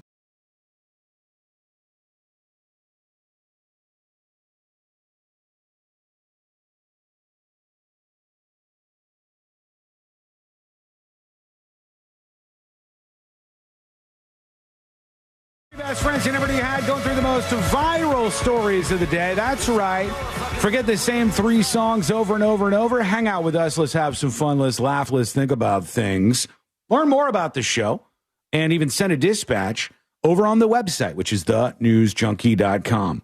You can do that while Shia LaBeouf is living his best life or his worst life. It's hard to tell. He's just running hog wild on New Orleans right now. Ready to mingle. I don't know. Somebody said earlier that, he's mimosa drunk running around New Orleans. He doesn't strike me as a mimosa guy. I don't know. People get buck wild on champagne sometimes. That'll get you afterwards, though. And again, it's New Orleans. Fun thing, but that's hurricane attitude. You could get anything you wanted in the French Quarter and get hammered off it and go to a million more bars to keep doing it longer and longer and longer. I've seen people do it with my own eyes. I've done it with my own eyes. All right, Yes, with my own mouth. Yes. I've done it with my own mouth. Sounds weird, but it's true in this case. But the greatest thing ever was we talked about how Shia LaBeouf, for some reason, went to Mardi Gras in New Orleans and partied a little too hard. He's fighting for his right to party. He is fighting he's literally fighting in the streets of New Orleans for his right to party and just creating a scene everywhere he goes, it seems. They arrested him yesterday. They put him into like an ambulance after a fight, and they said this guy's a mess. And then they arrest actor Shia LaBeouf, famous from the movie Holes. Great movie. Go check it out if you haven't. And Shia LaBeouf immediately went back to Mardi Gras. And he went back to New Orleans. That is a very New Orleans thing to do. With the papers in his mouth, dancing. He literally ran from the jail back to New Orleans to go back to drinking. Who bailed him out? I don't know. I don't know if he's there by himself. It's starting to become a bit clear. He's had some problems go on. Now, one thing is he has been with Mia Goth for a very long time. They have some kids together. Mia Goth, famous actress, very, very good actress, topless in many, many movies for awkward amounts of time. But Mia Goth, in some of the movies that I've seen her in, had some pretty amazing solo dialogue scenes where she was just great. And she managed to put up with Shia LaBeouf's craziness for somewhere near a decade. That's got to be a record. And the marriage just ended recently. And according to some of these local media reports, Shia LaBeouf just bought a house in New Orleans to be closer to his family. And so now he's just drinking. He's just in the French Quarter and he's drinking. It's the story from Page 6 says, Shia LaBeouf returned to partying at Mardi Gras in New Orleans immediately after his recent arrest. The actor was out of jail by Tuesday morning after he was arrested and charged with 2 counts of simple battery following a brawl. He ripped off a wristband and told the paparazzi to leave me alone, bro, before breaking out into a jog and then making his way back to New Orleans. Oh, he's got a drink. What do we see here? Is that that's a High Life? It's champagne of beers. Look at that. That is it's not a mimosa. That is we had the wrong champagne. Yeah, he's got a wild hat on. He's got a ridiculous outfit on, and he's back to drinking on Bourbon Street and the areas around Bourbon Street. And this is for Fat Tuesday because nothing's going on Ash Wednesday, right? Or are they still partying? They still party because it's on Bourbon Street. There's still places open. I used to go there on Christmas Day. Mardi Gras can be a very loose term on Bourbon Street because I was definitely there like a couple weeks before Fat Tuesday, and the DJ at the strip club was like, "Happy Mardi Gras, y'all!" Yeah, I've heard people just refer to it generally as Mardi Gras too. In my time in New Orleans, they take a phone call from somebody else and they go, "Hey, what's going on? How you doing?" Oh, no, we're just we're in Mardi Gras right now. I'm like, New Orleans, French Quarter, lots of ways to say this. That's not one of them. Page 6 is with me. The Holes star, 39, was arrested in the pre-dawn hours of Tuesday. Before the arrest, he was beaten up outside a New Orleans bar. In the video, he's shirtless and rolling around on the ground with only one shoe on as 4 men held him down. But as LeBeouf struggled to climb back to his feet, a man stepped into frame and delivered 2 punches to his face while warning him to stay down. I saw other people walking by him and they're like, "Hey, man, are you famous?" And he's like, "Nope. But he's wandering around. There he is, out on the street, just hanging out. He's not with anybody, as far as I can tell. Just Shia LaBeouf leaning against the pole on Bourbon Street, saying hi to people. And for a while, it looked like he was okay. He's eating some snacks here, too. So he's getting some snacks. Probably good to get some food in his stomach after a night like fights. that. Yeah, if you want to do things right when you're in New Orleans, you do want to mix the alcohol and the food so that you even things out a little bit. Oh, man. So that was him. You should get on that 100% bonus, buddy, on the casino website. No, I'm not. It's an advertisement for a bad streamer. According to TMZ, Shia LaBeouf bought $1 million NOLA home after his split with Mia Goth. So he bought a house around there for $1 million, about 20 minutes from the French Quarter. He purchased a 3-bedroom, 3.5 bath uptown cottage for over $1 million. That seems a bit too close. It's dangerous for a guy like old Shia. Yeah, his dad, Jeffrey LaBeouf, also lives in the area, and that's what's brought him there after his divorce with Mia Goth. He's been living solo and telling people he's sober and focused on staying on track. I don't know about the sober part. The champagne of beers would argue differently. Unless, you know, is there a non-alcoholic Miller High Life? I don't believe so, no. No, not that I know of. It could if be. He goes, I'm just having one beer, and maybe one Miller High Life is fine, but I got a vibe of like 24 Miller High Life. Oh, he seemed like he was in a marathon. He did. He posted at 5:27 a.m. this morning on his X account. Free me. Free me. Free me. Free me is what he posted over on his official account on Twitter/X.com. He posted free me, and then the footage of him partying is just like absolutely everywhere. It goes from jail right out to the streets, and they show him, they zoom in. He's taking pictures with the ladies. He's just being Shia LaBeouf. It's all bad ideas. Oh, I like the local news. Gotta be. So Shia LaBeouf, what's going on? Their Channel 9 is out there to interview him. Hold on, let's see what he said to them. I'm interested. Hang on. Oh, I muted it here. Mr. LaBeouf, Liam Combs with Baton Rouge News, man. We just want to know how you enjoy Mardi Gras. God bless you guys. Mardi Gras is amazing. What's the best thing about it? You've been posting up here all night. What are you doing? Jail. The people. Met anyone interesting? A lot, yeah. All right, we're good, yeah? Okay. Thank you. He pushes the microphone down. All right, we're good, yeah. We're good, yeah. Very bright light. Come on. Yeah. Yeah, you're not very discreet, Shia LaBeouf. You can see Shia LaBeouf from a mile away. So he's like, get the cameras out of here. I don't want people knowing that I'm partying in Mardi Gras right now. But the whole world knows. Everybody knows. He got arrested. He got arrested. He got in multiple fights. He's just going hard. I can think of nothing more New Orleans than leaving jail and going straight to Bourbon Street. That's true. Yeah. It's almost like that one friend we have that left the hospital and went straight to Bourbon Street. It worked out just fine for them, didn't it? It did. He's fine. Yeah, he's still alive. Yeah. Yeah, I think he still had his hospital bracelet on, yes, too. Yes, he did. He did, yeah. He's still drinking to this day. So it didn't turn him off of that. Perhaps other things. Not. You think that's what made him? I don't know. That's not how it works, guys. Sorry. Neither here nor there. He's a great guy. He'll go unnamed for now. Join us on the show, tips@thenewsjunkie.com, tips@thenewsjunkie.com. Lots of people emailing the show. Let's see here. Here is Mike talking about the FCC. Mike emails the show. And if you want to email the show, that's always fine and welcome to do. All you have to do if you want to be anonymous is put anonymous in the top of the email. Mike says, my understanding of the equal time rule was that late night talk shows and similar programs were exempt from it.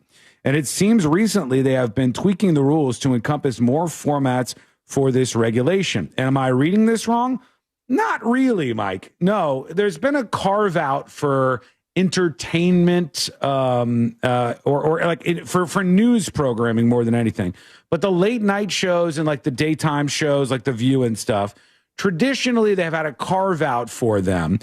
And now, according to the FCC, they're saying They want the networks to apply for carve-outs by show, by like particular show. So they're not saying that you can't have a show that has, like you're immune from this. You don't have to worry about the equal time rule. But the FCC is saying you need to be approved beforehand to assure that this is not like a news show as opposed to like an entertainment show. So there's been a carve out, like an exemption. They haven't been free of any kind of issues with this in the past. But right now things have changed and the FCC says we want to approve you one by one. I, again, will say this is an ancient law. It doesn't make sense in mass media.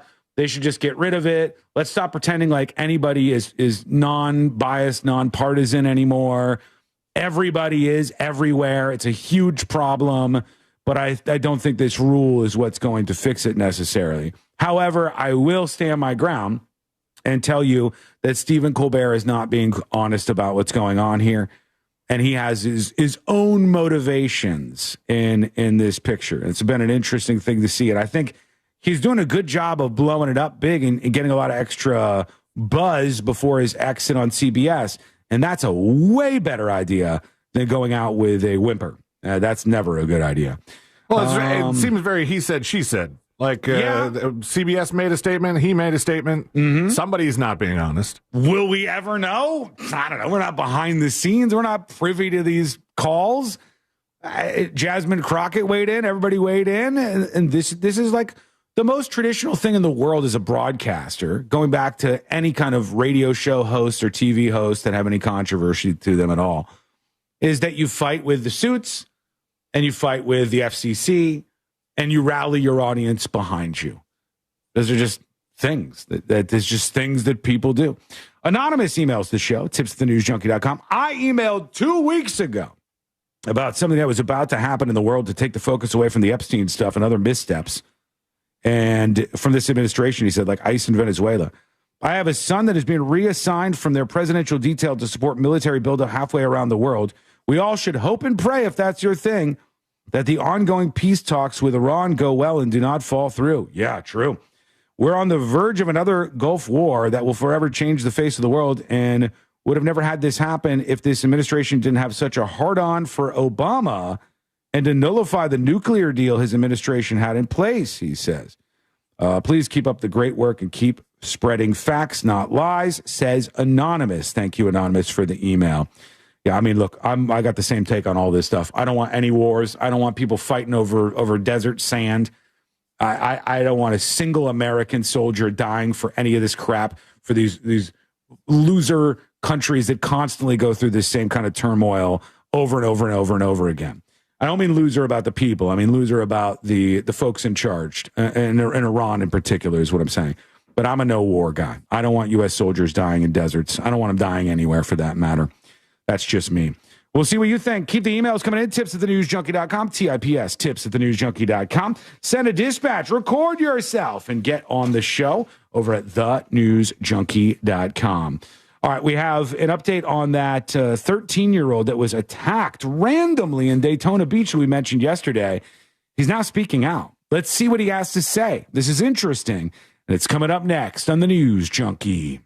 Real radio. It is. The Monsters in the Morning. Did you ever make a joke at TSA? No. I did it one time. They were laughing their ass off. I was going through, and I said, hey, I've got lederhosen. It makes my nipples chafe. And man, they were laughing. I mean, couldn't stop. Let's go back on. How are we? Welcome in, folks. Welcome in. Hello to all you new folks who are joining the show today. Love you, appreciate you. Anybody get caught up in YouTube being down yesterday? When a big social media platform goes down, it really does cause chaos. People are like, oh my God, YouTube's down. Very, very upset. Florida's termite expert since 1949. The only bugs they can't control are litter bugs. Book a free inspection at FLAPest.com. Facing a criminal charge? Who you call next matters. Stand by. We are the criminal defense attorneys in Florida, fighting for people like you. Call Calling the police to report Sean for mental abuse of Courtney? Yikes. Guys. Very weird. Don't do that. A weekend special says, feels good that today is already Wednesday, being that we had Monday off work. True. Kind of a nice little jump start into the week, right? I agree with you on that front. More to life than YouTube? Absolutely true. Jason says, how you doing, Watson? I'm doing good. How you doing? BDMX Con says, I was watching the Olympics. I didn't even notice it until it was finished. Or fixed, rather. Seawitch says, I'd like to know what the Assistant State Attorney Robin Hutchinson has to say about the attack in Daytona. She was the one who declined to prosecute the attacker for his arrest in January. True! I think it was released, what? I might have this wrong, but I'll double check before I say it on the actual show. I think the guy who attacked the teenager in Daytona Beach, I should say, I think he was released like 4 days or something before the attack. I thought that's what it was. You know, these are violent criminals on the streets, and you, as a decent person, deserve a better outcome in life than having to worry about crap like that.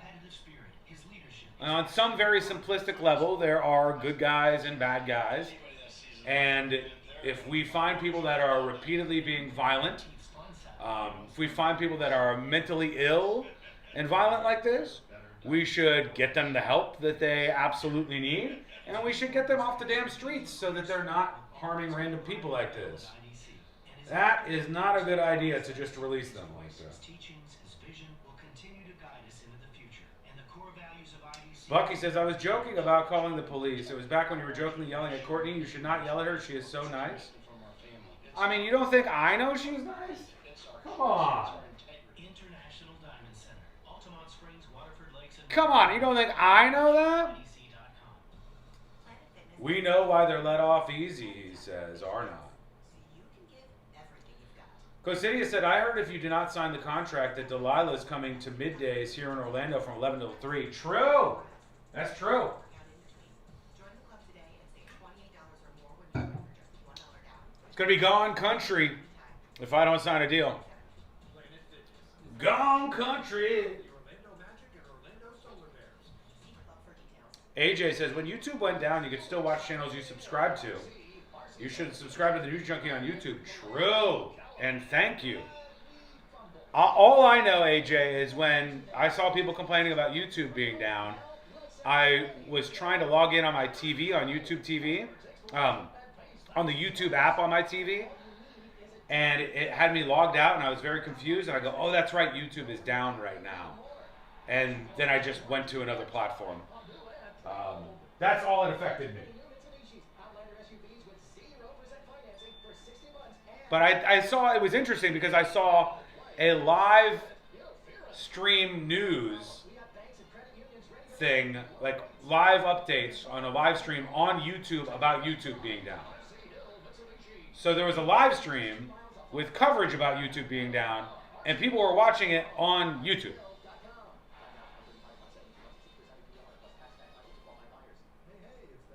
AJ's updates, it says, I just watched my subscribe to channel, so it doesn't really affect my watching. AJ, have you found that the recommendation algorithm and like the videos that it shows you to watch next and stuff have sucked? It used to be better. Now they're recommending me things and I'm like, what the heck is this? And they're not showing me new stuff from certain people that I watch their videos all the time. What gives?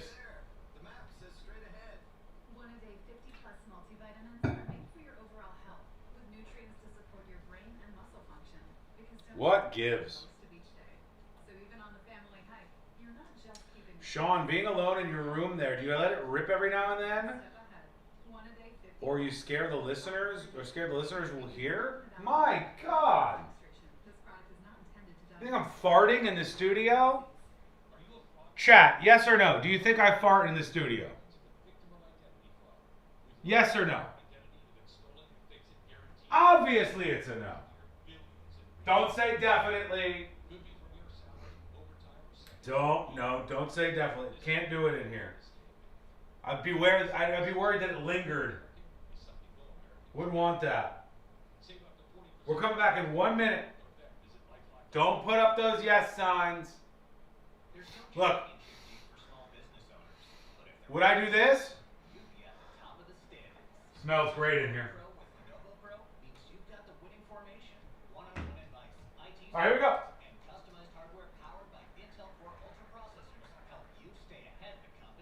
Coming back. Pro means you've got the winning formation, one-on-one advice, IT solutions, and customized hardware powered by Intel Core Ultra processors help you stay ahead of the competition. Business goes pro with Lenovo Pro. Sign up for free at lenovo.com/pro. Lenovo. This month, iHeartRadio is celebrating the stars of the 2026 Winter Games. Douglasville, Georgia should be proud of Ilana Myers-Taylor, who is rewriting the definition of longevity. As the most decorated Black Winter Olympian in history, she returns to the driver's seat for her 5th Games, determined to chase one medal she has yet to win, gold. Balancing motherhood and elite competition, she navigates the icy track with veteran precision. Myers-Taylor isn't just sliding for a medal, she's sliding for a legacy. For more Winter Games gold, search Olympics on the iHeartRadio app. For all your plumbing needs, go to modernpi.com.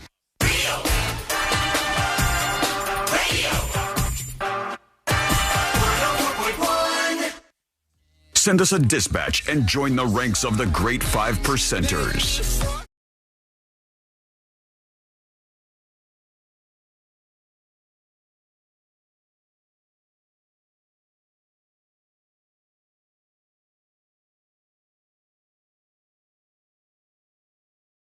Everybody to the world's most viral newsroom. This is the show. You're with us.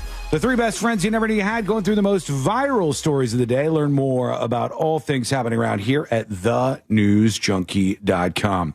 I saw something. God, was it yesterday or the day before?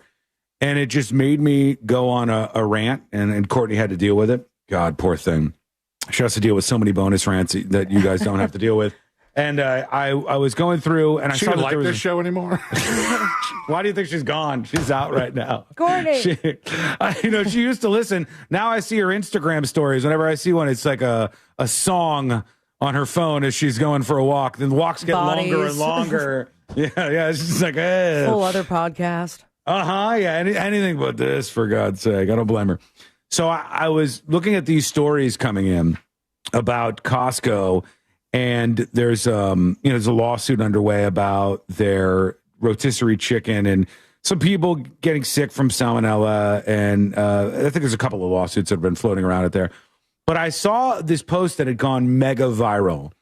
And it said, why does no one talk about the idea that Zoomers spend a crazy amount of money wasting it on rotisserie chickens at Costco, instead of like buying, food to make something to eat? And I thought, this is, and maybe I'm not doing it full justice, I was like, this is one of the dumbest things I've heard. I can't think of a better bang for your buck than a rotisserie. Buying a rotisserie chicken from a Costco if you're short on cash and you happen to be able to get into a Costco. How many meals you can make out of that? Yeah. A bunch. And you can make all kinds of things. You could stretch it out over a couple of days and 3 days maybe until the rotisserie starts to go south a little bit.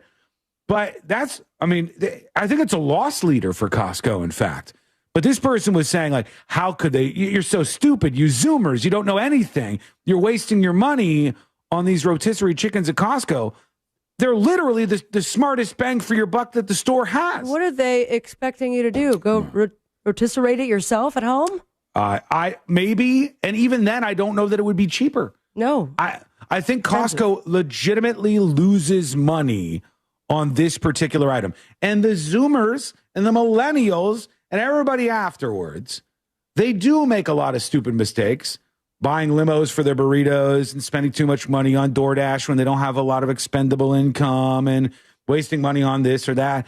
But this is the stupidest example I've ever seen in my life. This is a good use of money. And I think what they're getting caught up on is sometimes if you go to a grocery store, the prepared foods can be a waste of money. They can, but this is not the case. Not rotisserie, though. No, not a rotisserie $5 chicken. rotisserie chicken, no. Is that how much they cost? Yes. Yeah, $5. You can't get it for better than that. They're big mutant chickens, too. They're huge and they're delicious, and I stand by the Zoomers who buy them. Costco facing a new lawsuit, though, over the salmonella. Just make sure you're not getting the salmonella ones. You just sniff around. Snuck that in there. No, that's what started me on this, because there's, like they said, there's a second one. Costco facing a second lawsuit, but mostly you'll be okay. Yeah, I think you'll be fine. It's just, most diarrhea. You might get a little squeeze of it here and there, but you'll probably be all right. Send us a dispatch. Join us on the show today. TheNewsJunkie.com, TheNewsJunkie.com. All right, let's see. I had an update for you on this poor kid. I say kid, 13. A young guy, I guess I should say.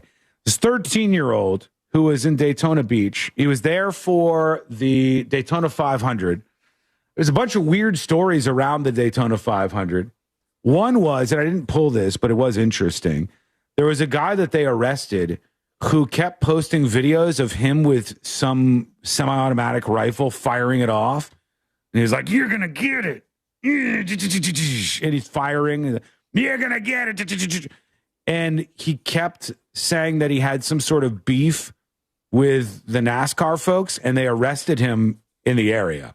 They arrested this guy like near the Daytona 500. See if you can find that, C-Lane, Daytona 500 arrest, threats or something, put that in there. But this is the other thing that happened. This 13-year-old boy, he was by the slingshot ride on the Daytona Beach area on the boardwalk, and he said it saved his life because he looked up.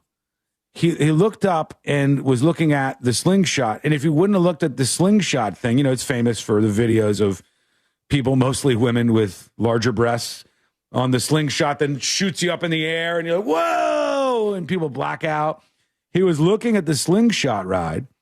And when he glanced up at it, that's when this crazy ass rando slashes his throat. And now he's speaking out. I think I have Click Orlando talking about this. A 13-year-old boy slashed in the neck by a complete stranger. I'm News 6's Alex Cook. It was right here on the Daytona Beach Boardwalk on Daytona 500 weekend, filled with families, when police say that a stranger walked up to that 13-year-old boy and slashed him in the neck. Jesus. Tonight, he spoke to News 6 about how he felt during this terrifying incident. Here he is. I was on the phone at the time. By the way, his neck completely sliced up. He's got a bandage on it here, but we saw yesterday stitches, I'd say about halfway across. It's a good slash. I will say this, the bandage is much smaller than yesterday's bandage, because that thing, I don't know what it was about how big the bandage was, but it made his neck look longer. It was Frankenstein looking. It was like very big stitches and a huge slice, and now he's talking about what happened to him. And then some crazy dude comes from behind me and he tries to cut my throat. Daytona Beach police say this man, that's all they gave him, Long, walked up and slashed that boy in the throat. He's got a long rap sheet of violent crime. 13-year-old Sullivan Clark recalls that moment he was attacked. What I miss? Hold on, I looked away. Look at the shot when he changes the angle and walked up and slashed that boy in the throat. He's got a long rap sheet of violent crime. 13-year-old he turned around backwards for an edit and then spun around to the camera. Took some liberties. 13-year-old. The 13-year-old says, "Hey, it's me." He didn't know what happened. This guy comes up behind him and slits his throat, and he thought he was going to die for a second. Mind you, now, I think that they had just let this guy out. They had just let him out for a whole litany of other crimes. Right back out on the streets. The people who say, hey, it ain't happening to me. The judges, the prosecutors, who all live in secure, a lot of them in gated neighborhoods and stuff, they don't care. The people who make these bad decisions on crime, they don't care. They don't live in the dangerous areas. They think you're all in this big experiment called life, and whatever. They're going to be empathetic to the mentally ill man. Let him back out on the streets. It's fine. He'll probably be fine. And they're not going to get stabbed. This person's not going to come after them. So around and round we go. Revolving door. And then we just wait until somebody kills somebody. It's like the guy that kept letting out who was attacking women and sexually assaulting them, pinned one woman down, sexually assaulted her, tried to rape her, had done it once before. They just dumped him right back out. Happened here locally around me. And I said, I think I've seen that guy before. And they go, well, he's back out there. The prosecutor and the judge just let him go again. I said, at what point does this become their fault? At what point can I be mad at them? Because tell me when. It's now for me. Sounds like you're already mad at them. Now I'm there already. I don't want women getting attacked. I don't want kids getting their throats slashed. I realize that there's some complexities to this, but mostly this is a repeat offender who has people, whether the prosecutors or the judges, who keep letting him go, even when they could keep him behind bars for longer, and they could have kept this kid safe. That's the real shame. All right? That's the shame in this. Moment he was attacked. While I was on the phone, I had turned my head up to look up at the slingshot thing. And then, boom, before I knew it, he had cut me. He missed my jugular, though. He just ran out. I didn't even see him. I didn't know what he looked like or anything. Clark's mom called 911. My son was like somebody cut his throat. One more millimeter, and he, probably wouldn't have made it. Clark was rushed to the hospital and got 13 stitches in his neck. He said this incident isn't going to stop him from visiting Daytona Beach in the future, but he is worried about violent crime. I don't really have any problems with Daytona. I just think, got to get those people out the streets, Yeah. That's right. Now, what's your SoundCloud link for your rap song? I'm looking at you, kid. I agree. He knows it. I know it. You know it. Everybody knows it. You got to get those people off the streets, please. It's as easy as that. The other thing you were talking about, the Volusia County man, Adrian Morales, 45 years old, arrested, accused of making threats to kill or harm a man he previously worked with. The sheriff's office shared 28 seconds of the roughly minute-and-a-half long video.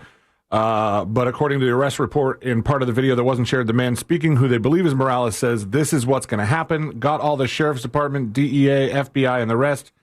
And he repeatedly says it doesn't care he's done. And fired a gun or something. I actually have audio of the... Oh, do you? You're going to get it. Oh, my God.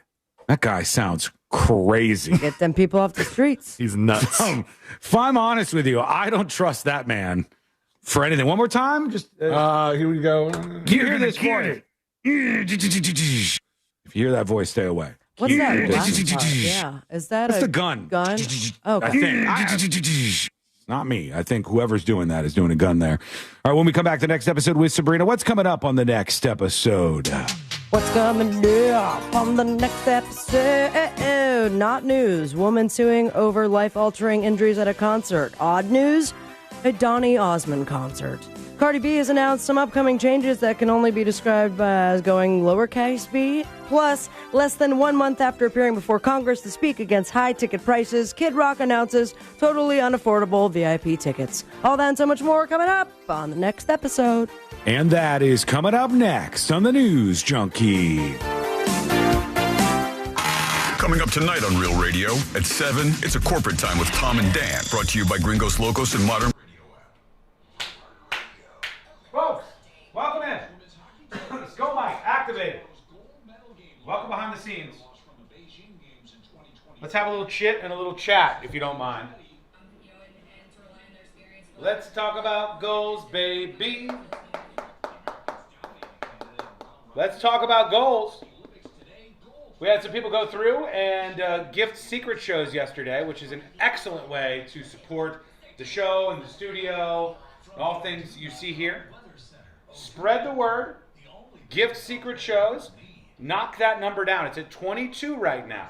If we get all of these done, oh, by the way, YouTube is lower than this.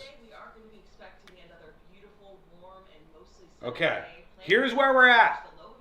If you hit all these goals this week, we'll unlock an ASS or an after show stream, and you'll get one bonus live stream this week. We need some gifters over at thenewsjunkie.com. Click the gift icon. Over at thenewsjunkie.com, click the gift icon. Spread the word by gifting secret shows. It also counts if you subscribe to secret shows. So if you just want to do it for yourself, go do it. Subscribe to Secret Shows, and you can knock down this number. Subscribe on YouTube or subscribe on Twitch. We only need 22 subs for Secret Shows, 20 on YouTube, and 20 for Twitch, and we unlock a bonus stream. So there's that. Now with that out in the clear, Twitch, let's talk. Have we done anything, Twitch? Have we made any progress? Let me look. All you got to do is 20. Let's see. Stream manager. Just as good at Hammer and Nails. Locations in Oviedo, Winter Park, Winter Garden, and Windermere. Okay. Today at hammerandnailsgrooming.com. No, you've done nothing. You Twitch people have done nothing. No new subs, no renewed subs, no gifted subs over on Twitch. When I see some movement there, we'll knock those down. If we can hit the goal, bonus stream. Last time we had Courtney in the studio, which was fun. I'll put my best man on it. Thank God. 2 minutes, and we're back live.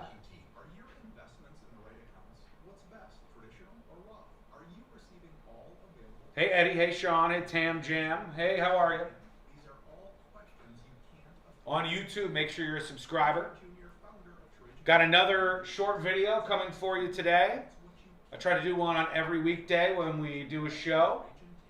So you can watch those, and I appreciate the support over on YouTube, TikTok, Facebook, and Instagram. Bootsy says, Sean, did you watch that new Neighbors show on HBO? Bootsy, I started with your email in the first segment. We talked about it. Yeah. I like it.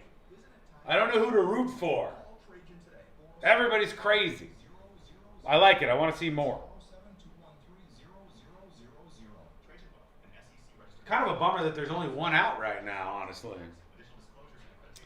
We want only Courtney next time so we can get the juice on you. Ooh. We could do like an AMA one time, maybe. Like a Courtney AMA where you guys can ask her questions and I'll be like, okay. Okay. We might be able to do that at some point. We'll see. Okay, we're coming back for the next episode, everybody. This is the story of the one. Stand by. As an HVAC technician, he and his digital multimeter are in. Visit lifelock.com. Terms do apply. This is the story of the one. As an HVAC technician, he and his digital multimeter are in high demand. So when a noisy office HVAC turns out to be a failing blower motor, he doesn't break a sweat. With Grainger's easy-to-use website and product information, he selects the product he needs to keep everything humming right along. Call 1-800-GRAINGER, click Grainger.com, or just stop by. Grainger, for the ones who get it done. Score major deals on top brands at Mattress Firm's President's Day sale. Find your dream mattress today. Their sleep experts are highly trained to find the right one to fit your unique needs.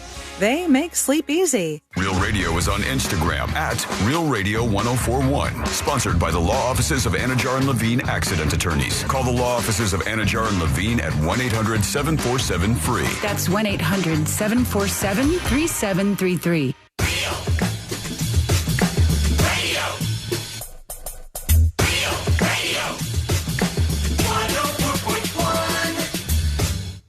Back to the three best friends you never knew you had. This is the News Junkie.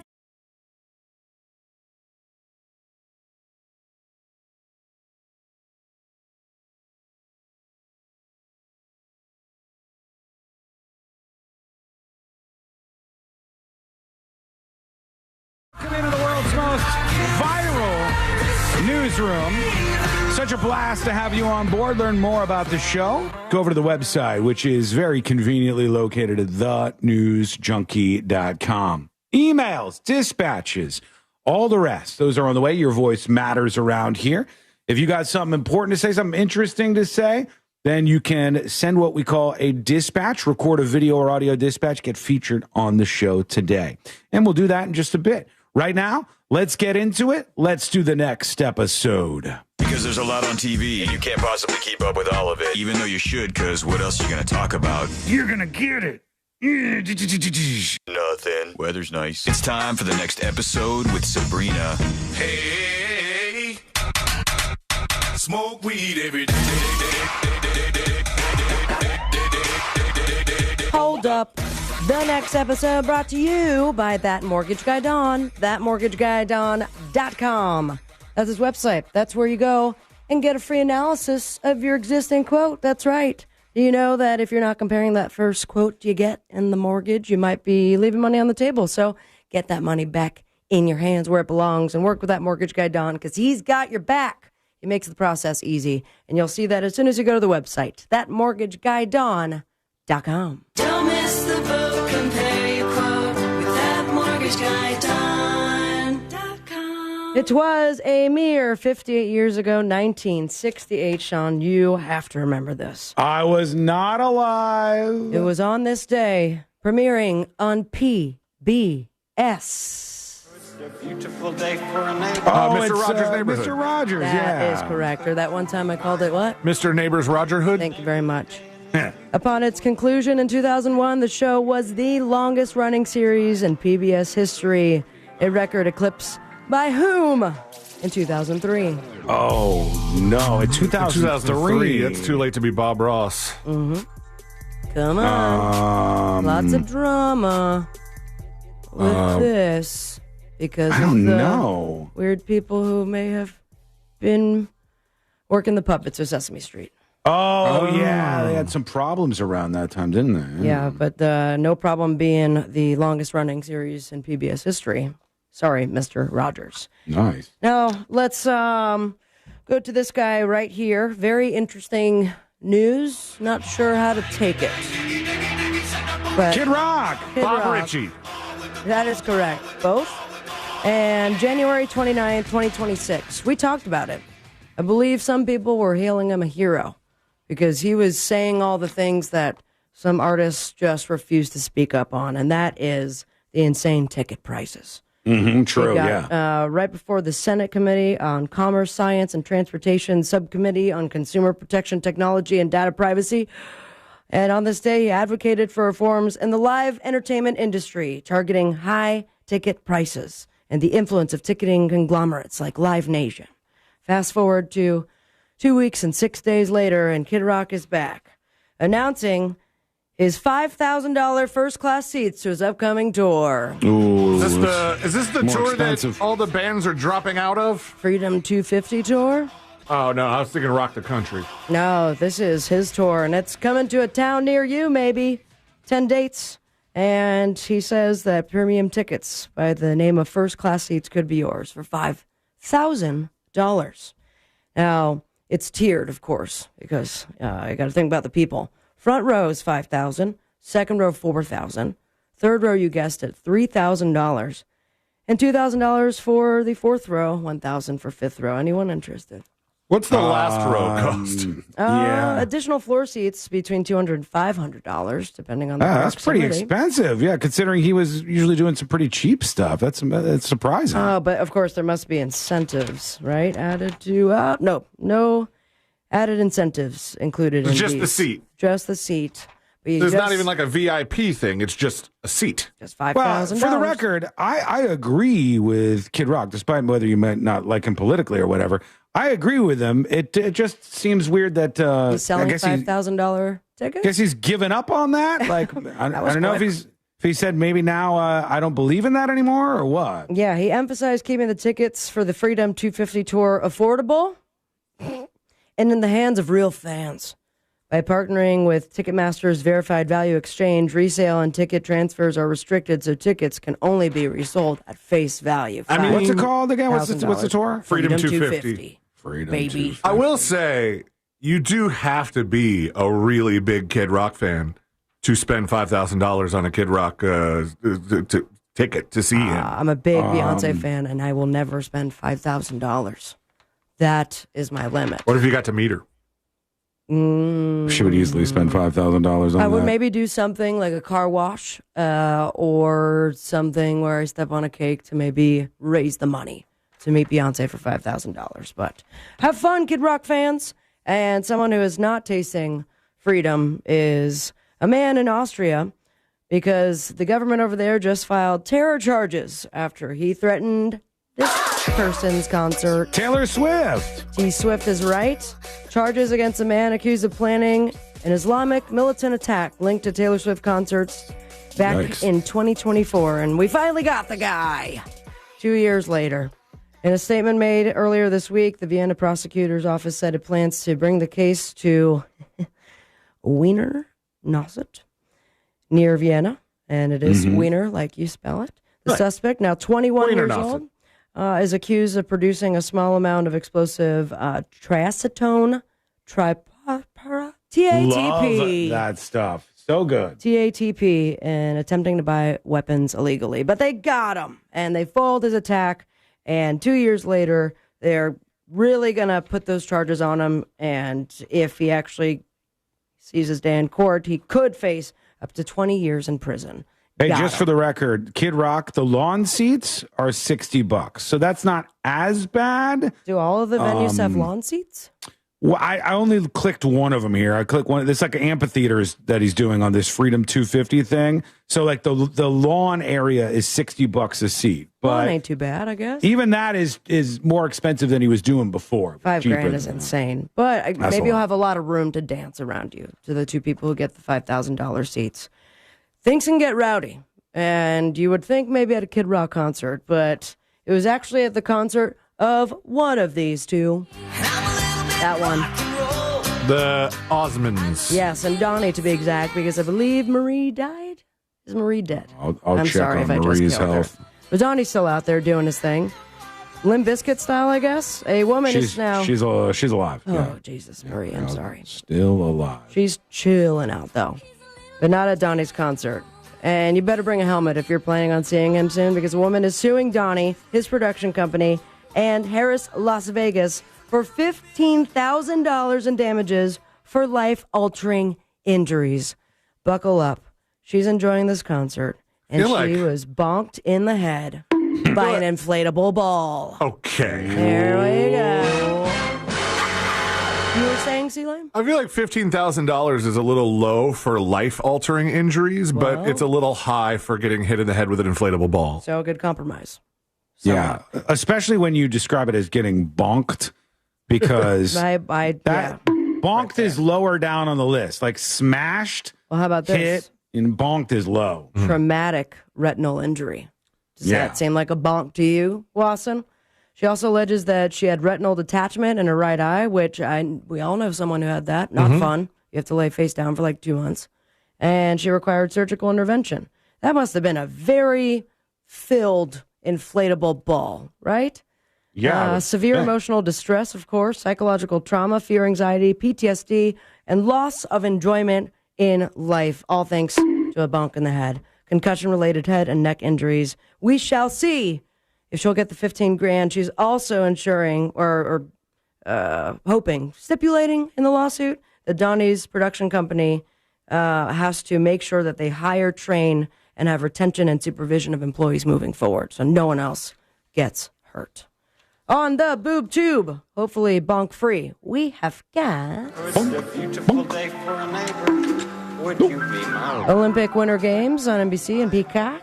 Streaming I feel like if you attack C-Lane in his studio, Sabrina, and C-Lane was like, she bashed me on the head, and you were like, I bonked him on the head. Then the suits would go, oh, forget it. Leave. $15,000. I don't even feel like I would feel comfortable as an adult making a statement that Sabrina bonked me. Even saying it out loud feels so hard, childish. Being Gordon Ramsay on Netflix. Series premiere of 56 Days on Amazon. You can catch Senator John Ossoff on Colbert. Follow your dreams. Hold on. And Thundercat as well. Follow your dreams. I'm on Instagram at Sabrina Ambra. Most importantly, say it with me, America. Smoke weed every day. Thank you, Sabrina. Now, this Ossoff guy, not in the current election, I would know. hope. If he is, they're going to have to put Senator Oscon on there also. As it goes. Or what? Who'd you say? What was the other person performing? I don't know who Thundercat is, but maybe in the music world, there's going to be somebody who says, I demand equal music time. Lightning Dog. I want more music time, please. All right, quick break. When we come back, we're going to the second hour of the show. We got an update at some point in time on two different stories that we've been following. One, that hockey incident. We're learning more about the shooter, and it gets crazy as we learn more about that person. Also, in jury duty, which is for now until there's any big bombshells, where we'll keep the Guthrie updates. There are some interesting ones there. But when we come back, a big celebrity is trying to congratulate themselves for doing something. But I want to tackle that. And I want to say, is it really all that great? Are they really doing something great? Let's talk about this. It's coming up next on the News Junkie. Get ready for high-flying action unlike anything else on the Supercross circuit. Daytona Supercross returns to the World Center of Racing February 28th. Get your tickets now at Daytona. Hello. Welcome behind the scenes. Welcome behind the scenes. Closed on Steep Road 46 between Cypress Mill Road and Sleepy Bear Lane. There's police activity present there. Use 429 as an alternate route. Stand by. Troubles, call the Valvoline Instant Oil Change traffic tip line at 866-676-8477 from the traffic center in James, Birmingham. This report is sponsored by Mattress Firm. Score major deals on top brands at Mattress Firm's President's Day sale. Find your dream mattress today. Their sleep experts are highly trained to find the right one to fit your unique Getting caught up. Hold on, lots of emails. This earful of Real Radio is brought to you by... Still scrolling. We may be dealing with the cold weather right now, but before you know it, Florida's heat and humidity will be back, and we all know how that can drive up your energy bills. Renewal by Anderson's acclaimed replacement windows to the rescue because they're engineered specifically for our climate. And right now, during their free window February event, when you buy 4 replacement windows or doors, Don't forget, folks. Free. It's a smart way to boost your comfort. We have some goals. Let's get some gifted subs over on Secret Shows. Anything helps. 2 will knock it down to 20. YouTube, we're probably going to hit this because the YouTube Shorts just kind of push us up. Twitch, I don't know. Let's make a little progress on our Secret Shows goal. Either subscribe to Secret Shows on thenewsjunkie.com or gift Secret Shows subscriptions to spread the word at thenewsjunkie.com right now. Let's unlock that bonus stream so we can get wild. Hey, everybody. Is this like where they said Pinkman was dead? That kind of hurt my dad. No. Joshua Marie Fowler is alive and well. Where's Kevin? Who's this Kevin?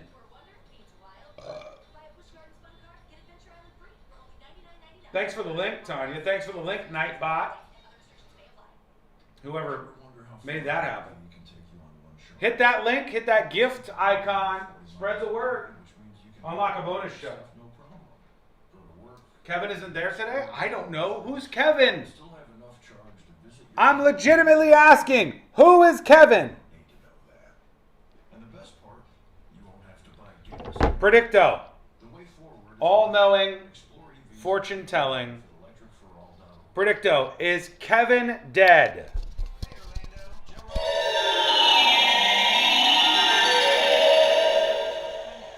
The outcome cannot be predicted. You lazy bastard. Come on. Is Kevin dead? Yes, without question. Thank God. Thank God. Rest in peace.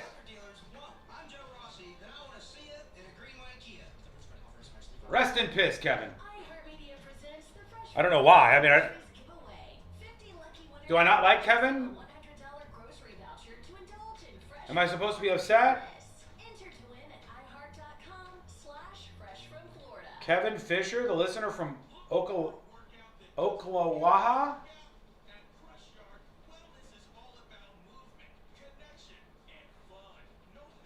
Please do not talk about Beefy Kings in chat, all right? Please do not talk about Beefy Kings in chat. I don't get to eat until 3 p.m., 3:08-ish. 2 minutes and we're back live on the show. Big second half here. Explosive. Kevin was one of your biggest benefactors when you started the show. How could you forget about him? You guys are lying to me right now, right? You're trolling me, right?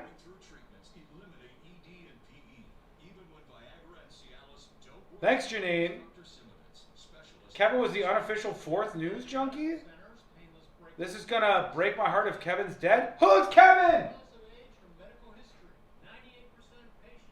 Aggravates us. How can you guys joke around when Kevin is missing? I don't remember a Kevin.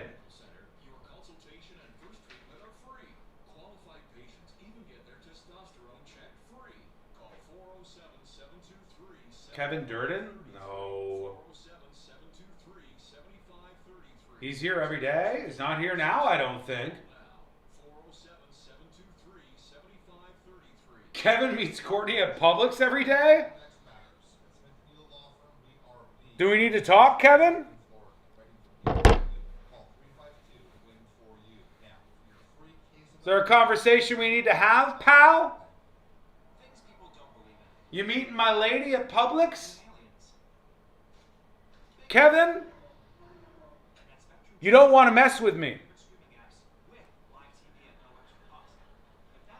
You don't want to mess with me.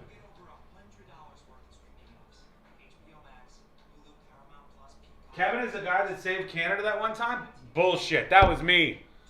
That was me and me alone. Who's Kevin?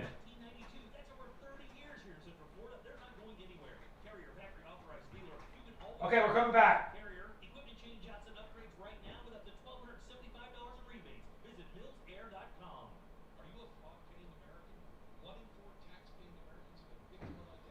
Okay.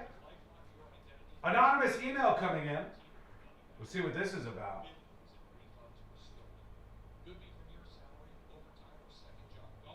Here we go. Lock your identity. If it's stolen, they fix it, guaranteed, or your money back. And last year, billions in refunds were stolen. Could be from your salary, overtime, or second job. Gone. But this year, you don't need to stay a victim. Because this tax season, fraud-paying American is something no American should have to claim. Save up to 40% off your first year with the promo code BECK. Visit LifeLock.com. Terms do apply. Win $25,000 in free impact windows from Maurice Windows. Text TRUST to 20129. Live from the JustCallMo.com studios. Got a question after an accident? Just call Mo. Visit JustCallMo.com or dial 1-800-CALL-MO. This is WTKS-FM HD1 Cocoa Beach, Orlando. An iHeart radio station. Guaranteed human.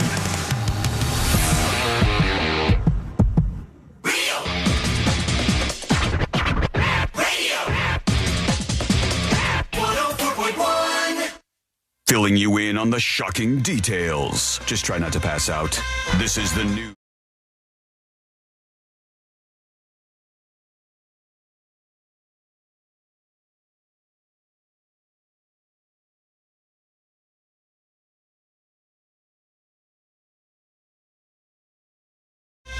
They're heated. I think they're always heated, but maybe more now than ever. And a celebrity says they're doing something good, but are they lying? Are they exaggerating? We'll dive in just a moment here on the show. Learn more about the News Junkie over on the website, thenewsjunkie.com. I have to tell you, the show now almost officially powered by my brand new software that I'm using to run all of the audio here. All right. I just have to tell you, I've moved over from various software options over the years to run the show, to play rejoins, show open, sound effects, all of these things. You're going to jinx it. I now am running all of my audio off C-Lane's new software, and so far so good. You invented software? I wrote some software. I let the robots do it for me. Oh. He named it, but he doesn't like the name, so he doesn't want to put the name out there. Come on. It's good. It's good title? so far. Working title is Drop Slinger. Drop Slinger. Like a drop on a radio show, and you're slinging them out there, like you're playing them. And then let's say I wanted to very quickly hit like the I'm moving on clip. I'm moving on. Right there. It's That's a different I'm moving on than it used to be. Or is this a Mandela thing? This is a Mandela thing. This is not different through Drop Slinger. This is just as good as it always is and ever was. I'm still on soundboard and running Mojave. How do you still have that? We gotta update for God's sake. No, I cannot update. This MacBook Air has not been updated, and it only runs soundboard for the last 7 years. You know what it can run? It can run Drop Slinger. That's what it can run. Yeah, we'll see. We'll see. Just in case. She's not a fan of Drop Slinger. 32-bit. I'm not kidding. This is early 2015 MacBook Air. It has not been updated since 2016. That's hilarious. And I love it. Thank you. Why? What you're inefficient at this stuff. I know, but I like my routine. I've set up the soundboard. I've built it. And there's a lot of sounds and things that I would lose. So I'm just going to go with it until it blows up. Can I tell you? C-Line goes, look, I made this software, and I go, I might try to use that to actually run the show. And I could say Japan. It's like that, fast as hell. And I said, but can I export from the software that I use now into this Drop Slinger thing that you made? And C-Line's like, oh, hang on. And then he got back to me at a later date, and then he goes, yeah, you could do it now. And I go, this is going to be a piece of crap. Okay. This is going to be a piece of crap. And I sat down with it and I go, this actually works. So I've been using it to run the show here a little bit yesterday and almost exclusively today. And it's worked fine so far. I'm the first to use this in the industry. Everybody else, get in line, suckers, okay? Because I'm the first here. And I want all of this customized just for me moving forward. just so it's useless for everybody else. Change it to Sean's Drop Slinger. Yeah, I want it to be useless for everybody else and perfect for me. That's what I'm looking for. All right, here's the story about this celebrity. I do not know this person by name, but perhaps you do. Kunal Nayyar. I think I'm doing my best to pronounce that right, Mr. Kunal. I watched a movie where they went to White Castle. No, different one. Kunal Nayyar of The Big Bang Theory is who I'm talking about. I wonder which character. Kunal Nayyar. It sounds a bit. He's the only Indian guy on. I got the joke. I understood that, but I'm looking at him here. He looks different. Oh my God, he has really gone through a glow up since being on The Big Bang Theory. Well, also they made him look like a complete nerd for The Big Bang Theory. But he could get it with the beard. Now he's got a beard. Now he's got like a mop haircut that looks a little better than when he was a nerd on The Big Bang Theory. And now one thing's for sure, he's rich because that television show. Save it if you want to come at me with The Big Bang Theory sucks. I don't care about The Big Bang Theory. I've never watched a full episode in my life. I'm not a huge fan of things with laugh tracks, so it's not necessarily for me. But I'm real about things, and when that show was airing, it was massive. My old roommate used to hate The Big Bang Theory just because of the dude's voice. Like the main character's voice annoyed him so much that if we were watching something on TV and it was over and the next thing that came on was The Big Bang Theory, he's like, oh, could you turn this off? This guy's voice is annoying. There's usually expletives in that sentence littered throughout. When it was like peak, did they not surpass the most they were paying actors per episode since Friends or something like that?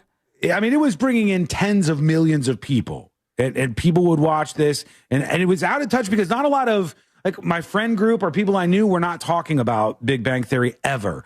But it was big, way bigger than The Office or anything like that. And the people who were watching were just, like, quietly watching.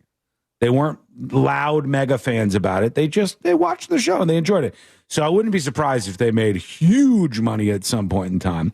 And now there's a story out there today about this guy, and it says, Big Bang Theory stars incredible secret gesture revealed. Couple of things come to mind. It's not a secret. Not exactly a secret gesture if there's news stories about it. All right? Like when I see... Not if it hits the world's most viral newsroom, Sean. He's been quietly doing this thing with his money, and no one, it's a secret. It's like, I'm reading this in a mainstream news story. So the secret part I don't know about Kunal Nayyar. Seems like the secret is out. But nevertheless, Kunal Nayyar of Big Bang Theory has been quietly paying medical bills for random families in need. And it says, I'm giving money. Money has given me greater freedom, and the greatest gift is the ability to give back to change people's lives, this guy said back in December of 2025.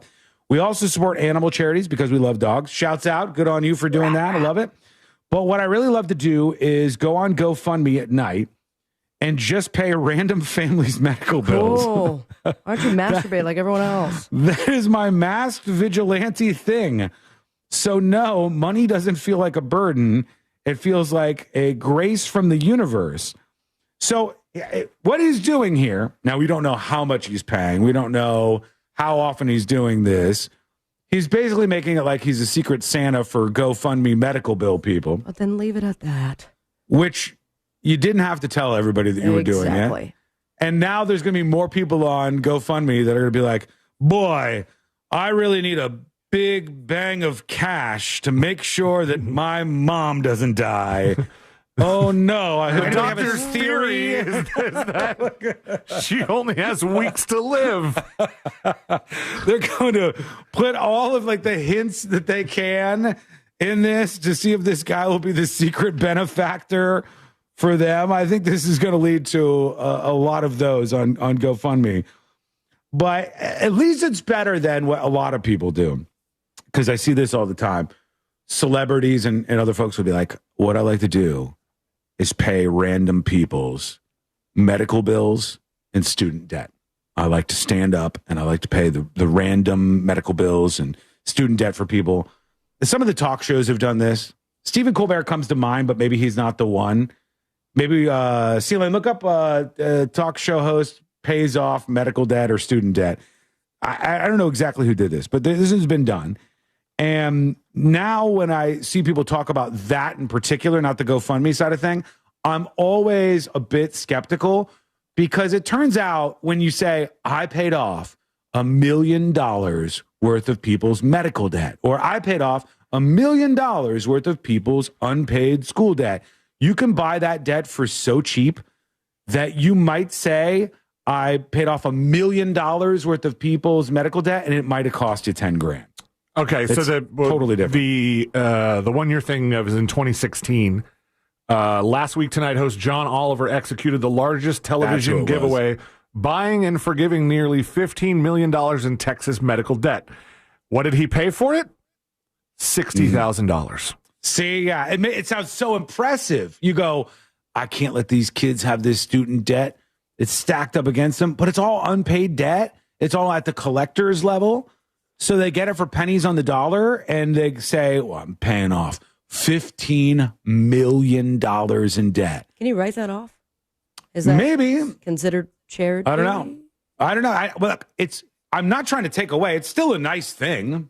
I think it's still a good thing to do. Giving back is important. And I think celebrities and people who are wealthy should give back. And there are certain causes that you can give back to if you're like multi-millionaire. I think that these celebrities should put their money where their mouth is more. I still argue, we're coming up on tax time soon. I still argue that they should make it even more obvious. There should be like a celebrity slider where the Uncle Sam, when you're filling out your stuff on TurboTax or whatever, it says, hey, see you're about to be done with your taxes for the year. Since you want to be so generous, since you want to give back, since you want to tax the rich, since you want to do X, Y, and Z, you want to take this slider and just crank it up and pay more taxes? Because you can do that. Almost nobody does. Almost none of these people who are like, what we need is more this, we need more that, we need to tax the rich, we need to... And then people, when they are rich saying this, if you said like, hey, do you pay additional money in taxes? Because you can do it, but almost nobody does it. Almost nobody does it when they're actually doing their taxes. That sounds like the person who does that probably also donates to things at the DMV.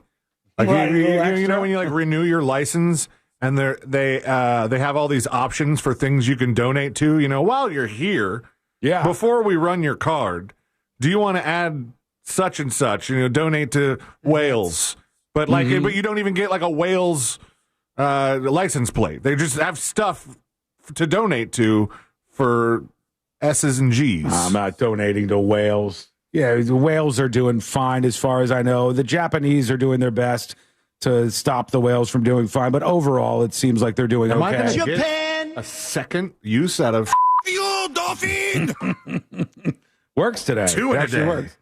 I donated the DMV. Just somebody says, yeah, look, I think there's no problem with donating. It's good, but sometimes people say that they donated something that sounds more impressive than it is. And to say you donated like 15 million in medical debt or student debt, people will go, whoa, did you hear this person? They gave $15 million.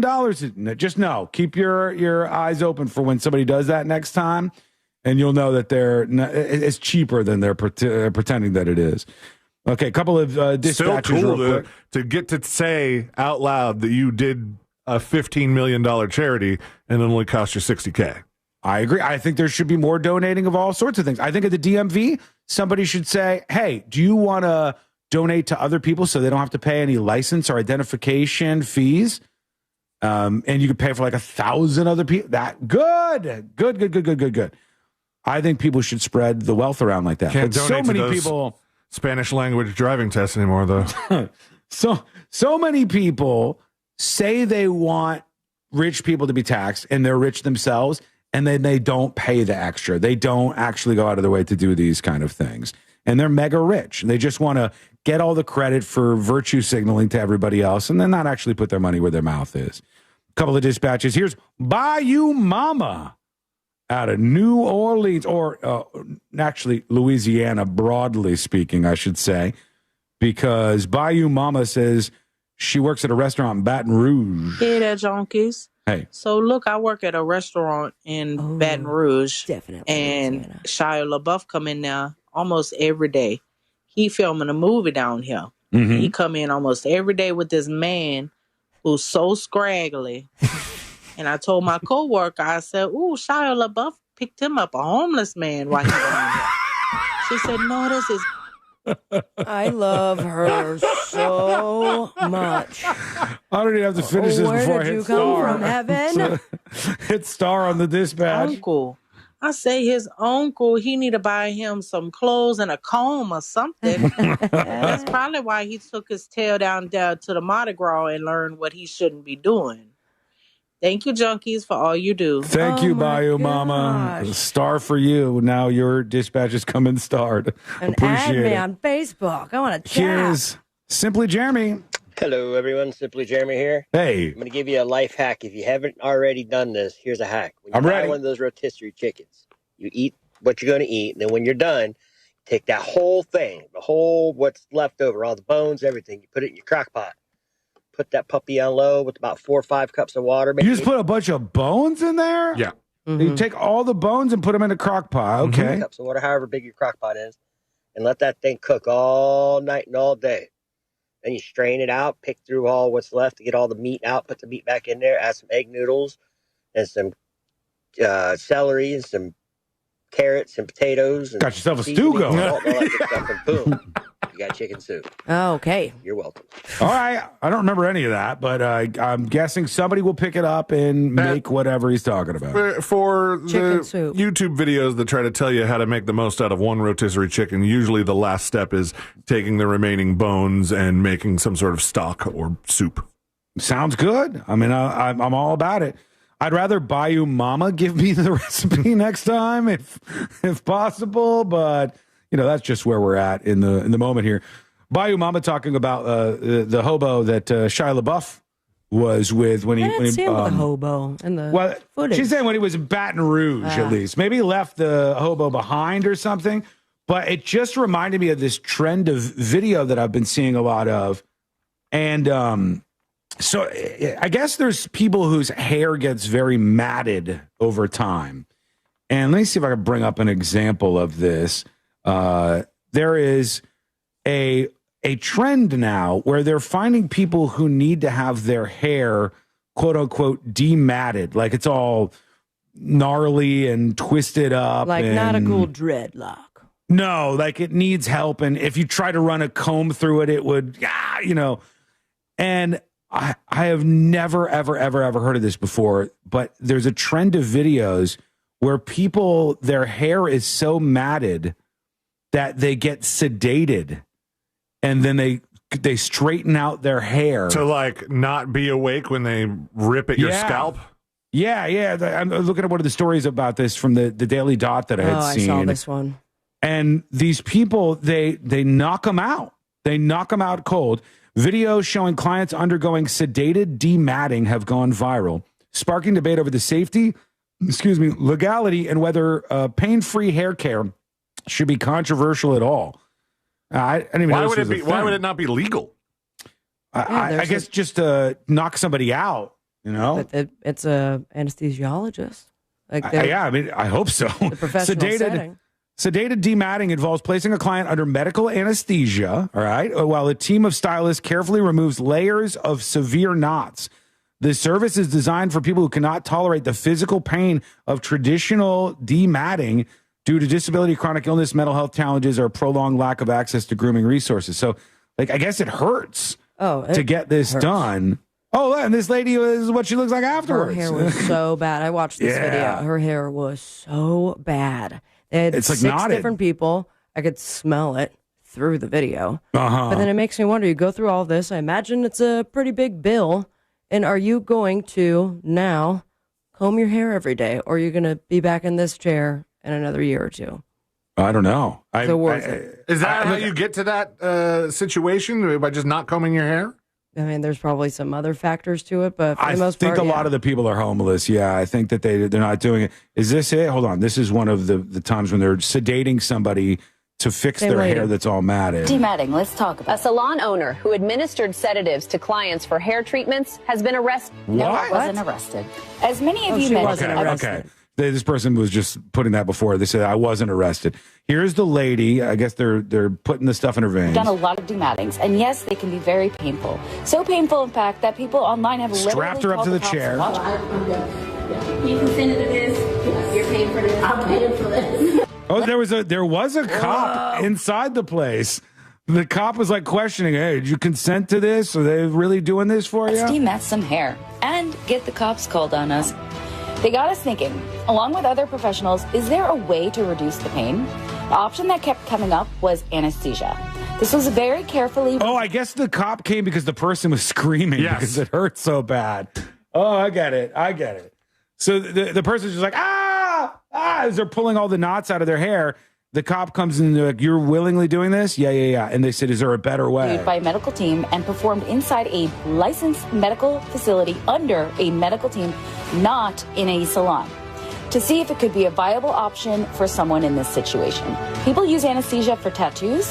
They use it for cosmetic surgeries. I know people do the anesthesia for tattoos thing, but I've never seen a place that does it. I don't know how commonplace that kind of stuff is.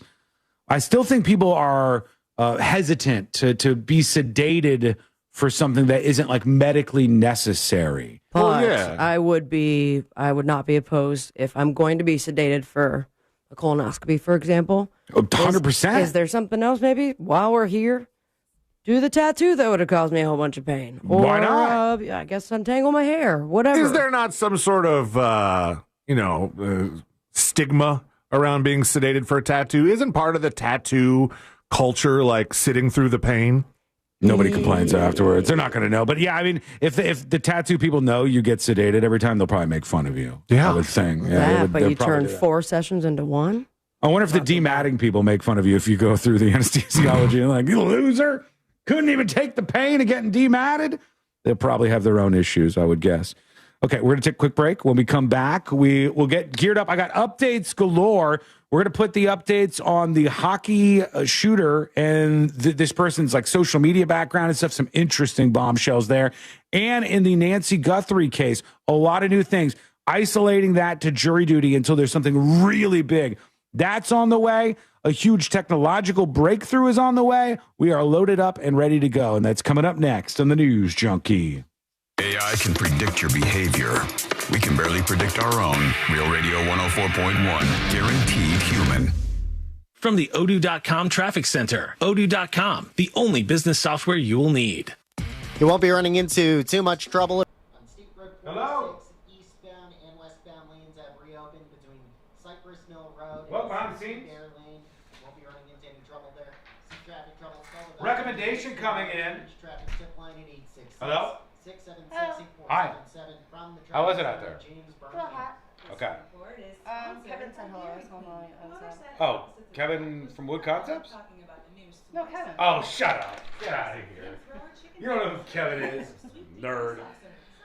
I'm going to go to Total Wine. Okay. You can use, regular. Yeah. The trays came. The what? The trays came. Oh, yeah, they did it? I think a cloak would be weird on. Oh, okay. All right. Okay, we don't need to do that then. All right. Thank you. Nope. Shamika emails tips@thenewsjunkie.com and says, "Hey guys, just wanted to share I watched the TV documentary Don't Date Brandon. It's a crazy watch. Anybody seconding that? Anybody seconding that? I have not seen that, I don't think. Hi, everybody. All right, let's see.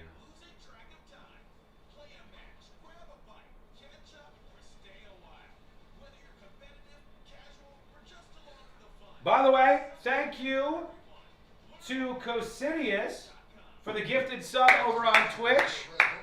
Nice work. Thank you, Cosidius.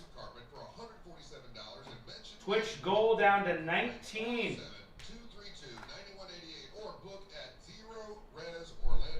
Don't forget, if you want to help unlock a bonus stream this week. Slow going, but you can help out. 1 at a time, 2 at a time helps. Go gift a Secret Show subscription at thenewsjunkie.com. Go hit the gift icon, and you will spread the word. You'll get to see emails when people claim them on the website, so you know it's all above board. 22 of those, 20 YouTube subs, and 19 Twitch subs, and we will hit the goal. And if we don't, no bonus show. Well, we will. Well, maybe. Maybe we don't.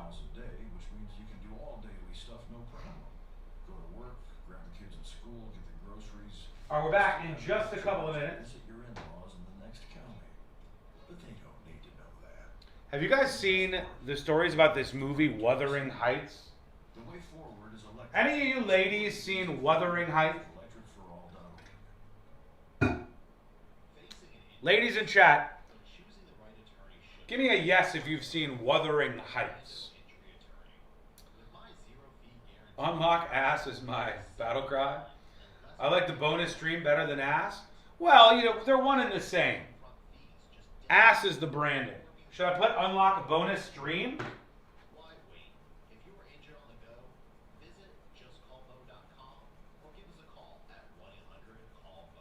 Hang on.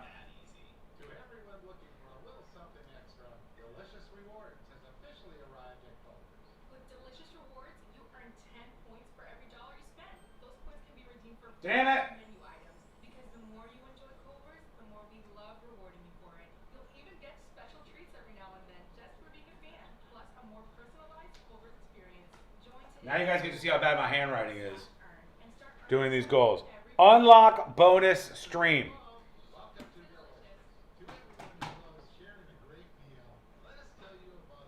No, I've read the book. No. Oh my God. Yes, I saw it last night. The ending was ridiculous. I asked this because there are women that are going to see this movie and they're acting like they have to slip and slide their way out of the theater. You know what I mean. You know what I mean. These women are going to see Wuthering Heights, the movie, in theaters, and they're saying it's so sexually intense that they basically have to just slither their way out of the studio afterwards because they're out of the movie theater afterwards because they're so excited. Snail trails, indeed. That's what they're suggesting.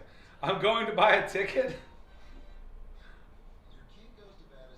Look, I'm just telling you, all right? That's what I've heard. I've heard this is so sexually charged, this Wuthering Heights movie, that people are getting very, very horny in the movie theater. Apparently it makes 50 Shades of Grey look like nothing, like some Sesame Street stuff. Well, you sold me? That happened to me when I saw the Avengers? True. It's like what it does to the Avengers to men is what Wuthering Heights is to women. And whoa! Whoa! You just slide on out. Marla says, are you going to be okay if Courtney wants to see it? Of course. Yeah, I don't mind. She picks all the stuff we see anyways. You know, she'll be the one who goes, I don't want to watch that. I got to work in stuff where it's any kind of like male skewed thing. She doesn't like those things as much. So it's tougher. But Wuthering Heights, if she wanted to watch it, I'd watch it. I don't know if it slips and slip and slides everybody, but that's the rumor. They're getting horny. All right, we're coming back right now. Break down food, but EPI is manageable. Use the symptom checker on identifyepi.com and talk to your doctor. That's identifyepi.com. Sponsored by AbbVie. This month, iHeartRadio is celebrating the stars of the 2026 Winter Games. Hailing from Vail, Colorado, Michaela Schifrin might just be the greatest alpine skier of all time. With over 100 World Cup victories, the youngest Olympic slalom winner arrives in Milano Cortina to further cement her legacy. Her technical precision in the slalom and fearless speed in the downhill make her a threat in every race as she takes to the slopes to chase more Olympic hardware. For more Winter Games gold, search Olympics on the iHeartRadio app.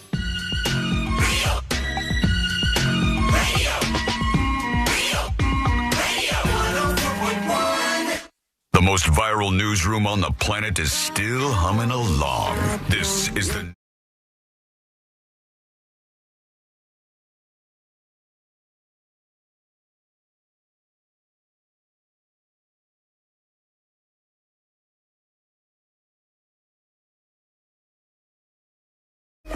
This is your new favorite radio show. Or I hope so. Learn more about the three best friends you never knew you had, going through the most viral stories of the day. All the information you could want is right there on the website, thenewsjunkie.com. I have to tell you, before we get geared up for jury duty and the big updates on the stories we've been following over the last several weeks and stuff, I have seen a lot of chatter. I don't know what to make of it, but I've seen a lot of chatter about this movie Wuthering Heights that's in theaters right now. I'm going to wait till that gets home.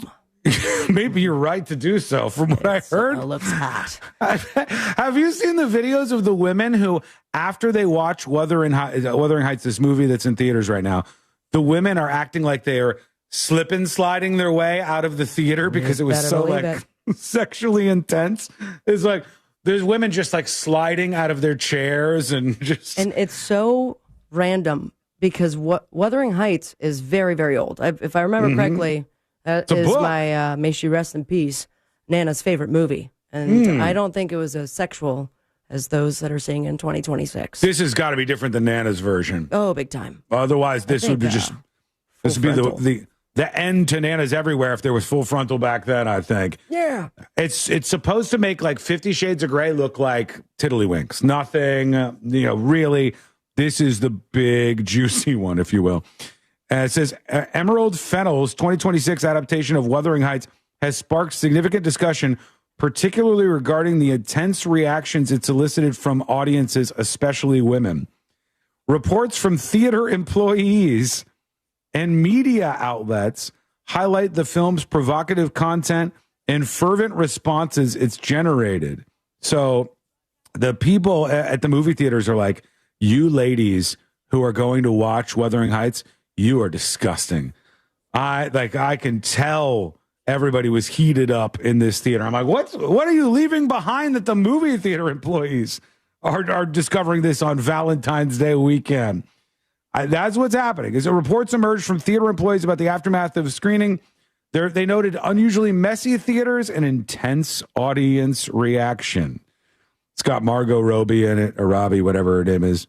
And I don't know anything about it, but all I know is that it's really got people completely and totally geared up. Let me see if I can find the original post. Is this it? Consider yourself warned. Consider yourself warned. Anne Hathaway's response to seeing Wuthering Heights is going viral. The most unhinged experience of my life, the wild story between the screening for Wuthering Heights and then just somebody reviewing the movie all told. But yeah, there's been a reaction to this, which is very surprising to me. Ladies, if you've seen it, or gentlemen, for that matter, let me know. Let me know if there's something that people are missing out on here. There wasn't a lot of hype leading up to this, not like other movies that would bring out the female crowd like that, like your Magic Mike. Was that the one? Magic Mike was one, yeah. It was one with like stripper dudes, and 50 Shades was the one that I remember. Like that one really was sexually intense. I just remember like playing gigs at a place that had a movie theater in the same shopping center. And the weekend Magic Mike came out, place was just littered with cougars. Oh yeah. Because there's a real phenomenon going on here. Women are more voracious readers by far than men, from what I can tell. Can confirm. I don't know if the stats back that up on book buying, but women seem to be more voracious readers. See, look at books sold by gender or something, because I'd be interested to see if that really plays out. From what I can tell, anecdotally, it seems like women are more interested in buying books and reading books in 2026 than men are. They like the experience of reading something like this, or even having the audiobook journey.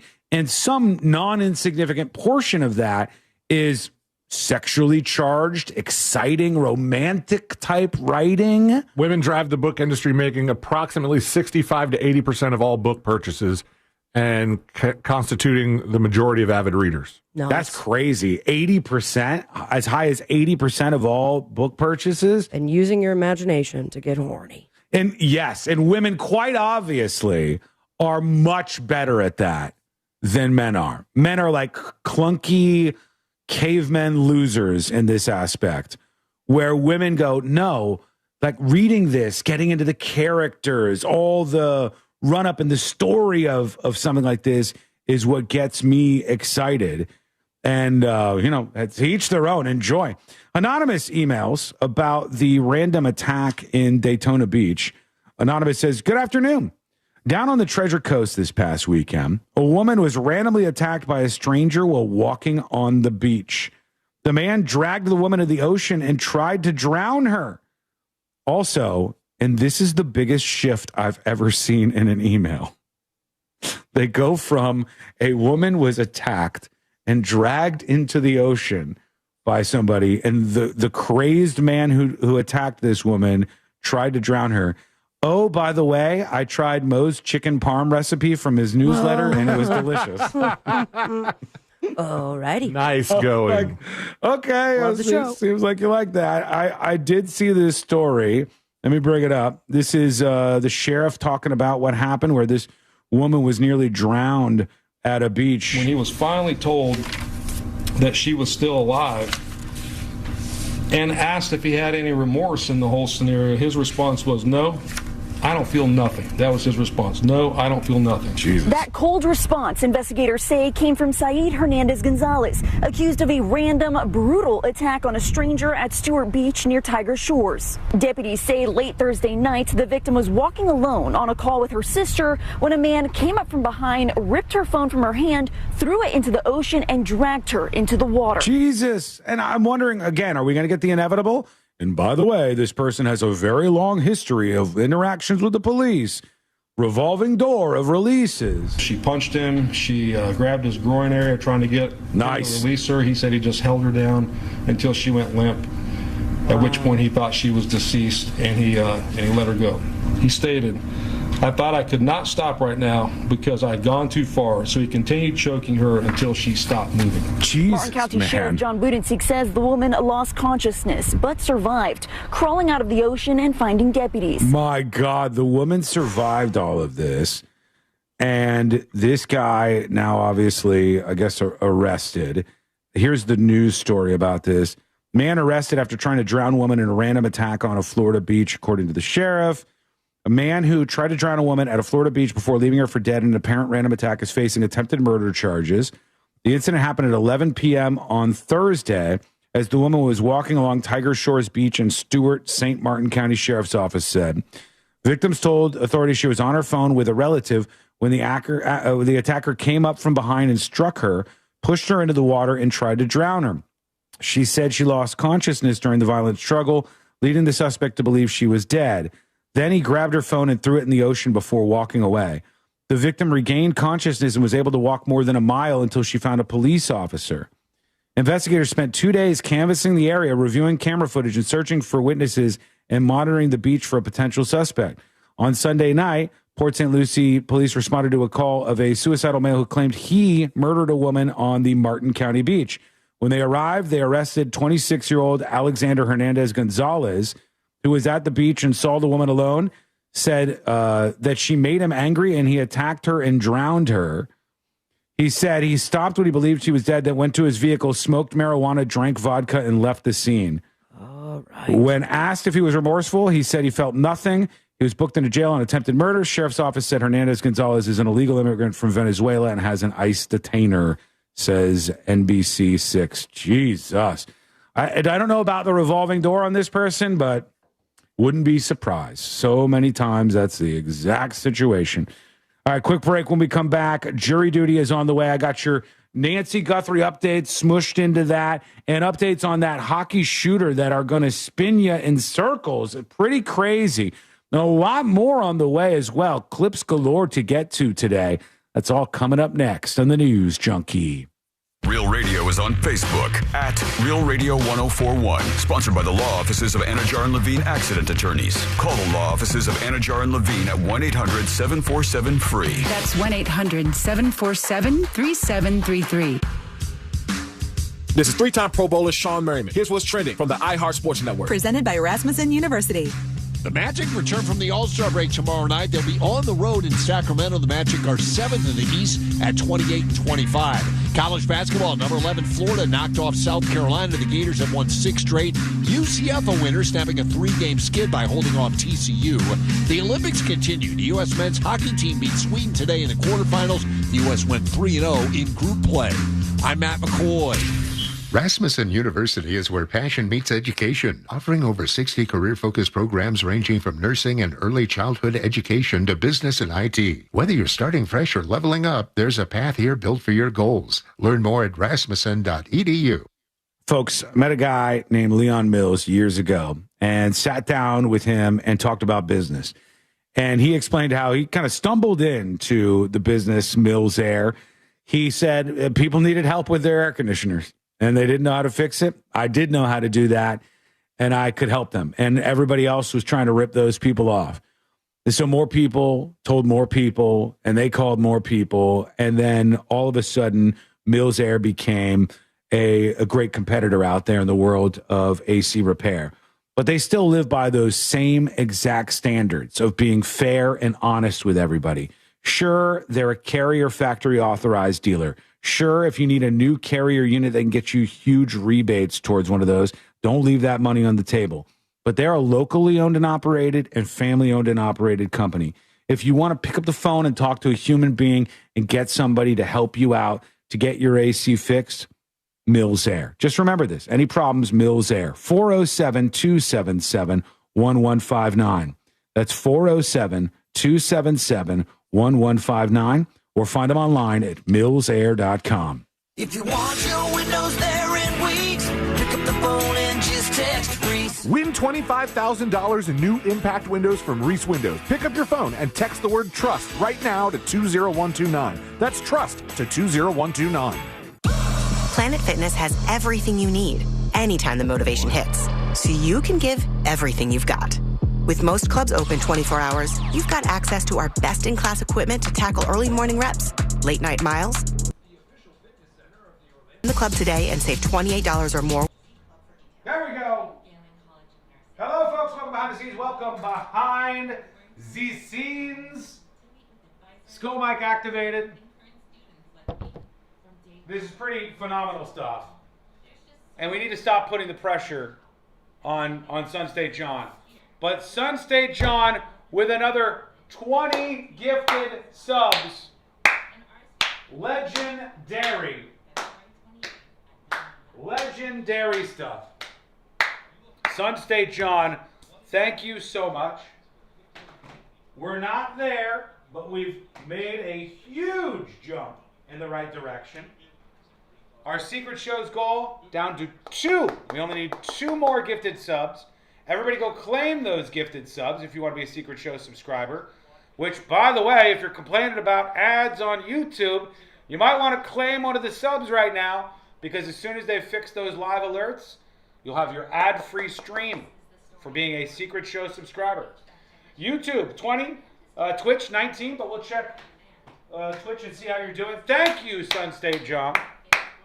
Hero among men. Legend among men. Let's check.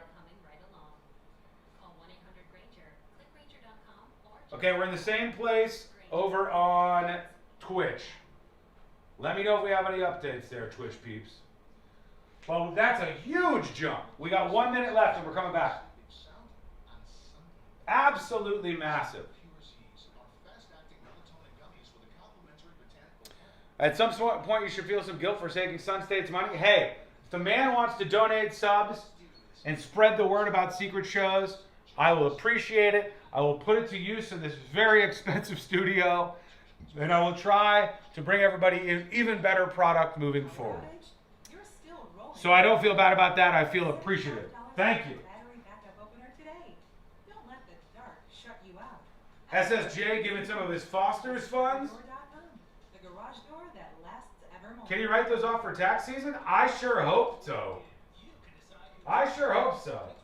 You guys, don't put this on Sun State John. What you need to do is go donate the other 2 to get those numbers down to 0. Unlock that bonus stream. All right, we're coming back right now.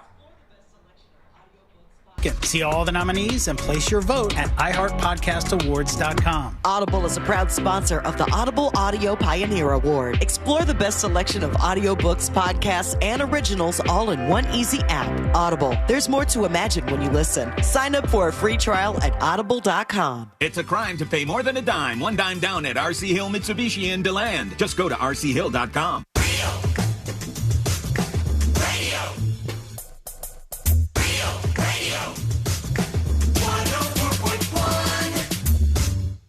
Story time with the 3 best friends you never knew you had. This is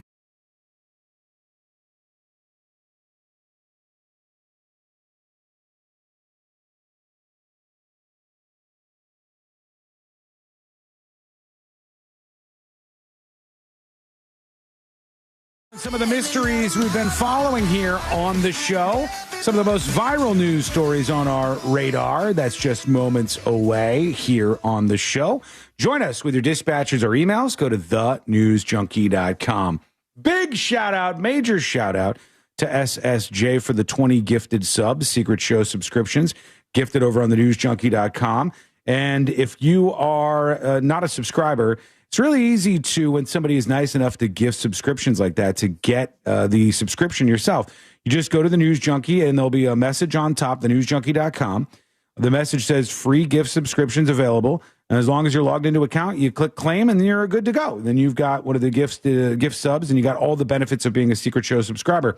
There is a Secret Show tomorrow. Generally, they're on Thursdays around 8 p.m. EST. And those of you who are subscribers can watch it live or watch it afterwards. But go claim those while you can. Big shout out to SSJ for the gifted subs over at thenewsjunkie.com. All right, here goes nothing. It's time. Let's do jury duty. Court is now in session, so put your phone down and pay attention. Before we call the bailiff over to whip your ass, you're now on jury duty with the News Junkie. Jury Duty, brought to you by the one, the only Mo DeWitt of the DeWitt Law Firm. Injured on the go? Just call Mo. 800-CALL-MO, 800-CALL-MO, or go to justcallmo.com. After an accident, all you need to do is make sure that you reach out to the attorney that you know, that you trust, that you hear on the show. 800-CALL-MO, 800-CALL-MO, or go to justcallmo.com. All right, let's get the updates on these stories we've been talking about. We'll do the Nancy Guthrie stuff in a moment. But first, the person who was responsible for this hockey game shooting in Rhode Island, I told you yesterday that it was a person named Robert Dorgan that goes by Roberta, was wearing a dress at the time and was said to be transgender. And that this transgender shooter, when the person came out as transgender, they had a bunch of fights with their family, and there was like some obvious mental illness the family members said going on. It led to a divorce. It led to massive divisions in the family, not because they were just judging this person for being transgender, but more for the medical spiral that the person was going on at the time. Now we learn even more about this story. The transgender killer Robert Dorgan murdered his 23-year-old son and ex-wife and critically wounded her parents. Her parents were also targeted in this shooting at this hockey game. They said tragic Aiden Dorgan had just graduated from college as an engineer, designing a robot to hand out Halloween candy as part of his studies, had just gotten engaged last year. This is one of the kids that was killed by this person, also turned the weapon on themselves. Aiden's mom, Rhonda, Dorgan's 52-year-old ex, who was slain alongside her son, was a beacon of light and the sweetest, loving person on this earth, wrote one of her friends after this. You think they'll still use that robot? I don't know. I mean, it's already made. It's already done now. Family members reeling afterwards. We even heard the daughter, I believe, who survived saying, hey, here's what happened. And the daughter, an update on that front, Rhode Island trans shooter Robert Dorgan's daughter says Killer Dad's rampage was fueled by a vendetta against the family. We were targeted. This was targeted. It was very specific. It wasn't random, which is quite obvious because that's who was killed by this person at the hockey game. It says Dorgan was armed with a Glock 10mm and a Sig Sauer P226 weapon as he sadistically went about his rampage at this high school hockey game. We're also hearing about a hero bystander that tackled the shooter, so they went for the gun. The bystander who ended the Rhode Island hockey rampage by leaping on the crazed trans shooter has been modestly denied being a hero. Yeah, well, dude, if you're jumping on a shooter during a mass shooting incident, that's hero territory for sure. Michael Black was in the bleachers to support a friend's son who was skating in the tournament. I heard 2 shots. I thought it was balloons popping. I heard another popping and recognized it was not a balloon. And then he looked over and said, oh, I see the gunman. He lunged. I hesitated for a second. You'll see it on video because I was looking at him. And as soon as people cleared out is when I got up on the next step and jumped. I grabbed, went for the gun, and I got my hand caught. His hand was lodged in the weapon's chamber. What? Jeez. Chamber? So like it popped open after firing the bullets? Yeah. That's probably not. Owie. Yeah. It's got to hurt, right? It's got to be hot, pinch like a mother. Yeah. Black's left hand was lodged in the weapon's chamber, preventing it from being fired again. Other bystanders then jumped in to help restrain Dorgan while the deranged father kept trying to pull the trigger. They're all trying to tackle him. He fell down. And I believe at some point the person turned the gun on them. On themselves, I should say, this actual shooter. And now the person's social media history is coming up and really telling you just how bad this mental spiral was that this person was on. The transgender dad who shot up a Rhode Island school hockey game had a history of spewing anti-Semitic and racist rhetoric online, according to social media posts from this person. The 56-year-old killer routinely made worrying remarks, railing against anti-trans hate and voicing his pro-Nazi views as he responded to or requested other people's crazed content. So quite a spiral there. And I guess there were some tattoos that this person had, like, Nazi-type tattoos. Not the first trans/Nazi thing, if that sounds confusing to you. there's been other people in these mental spirals that get roped up in the trans stuff, and they're like anti-Semitic Nazi lunatics. And then they also, many of them, get the token obsession with all of these other shooters and stuff. And then they do this. You end up on this side of things. So that's the latest we know about that shooting in Rhode Island for the hockey tournament. Feels so badly for that family. It's just absolutely brutal. And the update on the Nancy Guthrie situation. Let's see what we have over there. The sheriff under fire. The Wall Street Journal saying the sheriff under fire for his handling of the Nancy Guthrie case. He says this is about finding a monster, and he's defending himself. But there's lots of criticism of the sheriff and how slow this all seems to be going at the moment. They're also doing testing of, Celine asked about the gun holster. I think they're testing that right now. And they're updating about the signal sniffer thing, which they said could detect possibly a pacemaker that Nancy Guthrie had. And I still think that seems far-fetched, but Kennedy said Bluetooth low energy has a 10 to 15 foot radius, but with signal amplifiers, it can extend to several hundred feet. I don't know. So everyone in the neighborhood, turn off your Bluetooth devices while we try to find Nancy? Well, they can go over, according to this technology, they can go over and then they know the exact device that they're looking for, but they haven't found anything. I mean, it's weird that they're doing that with helicopters and not cars. It's just, how low does the helicopter have to fly? Right, yeah. That's pretty low, and that's at the extreme end of this amplification. Have they cited any previous times where they've used such a device and it has led to finding what they were looking for? I've never heard of this before, but it could be something that they've done. I know that this technology has got to be fairly new. And also, we heard yesterday that they were testing the glove that they found that they thought was related. No hits in the DNA database. However, they're going to do investigative genetic genealogy, which is when they send it off to all the DNA places. And that's what got Brian Kohberger. That's what got Brian Kohberger in Idaho, the one who killed those women living at the house.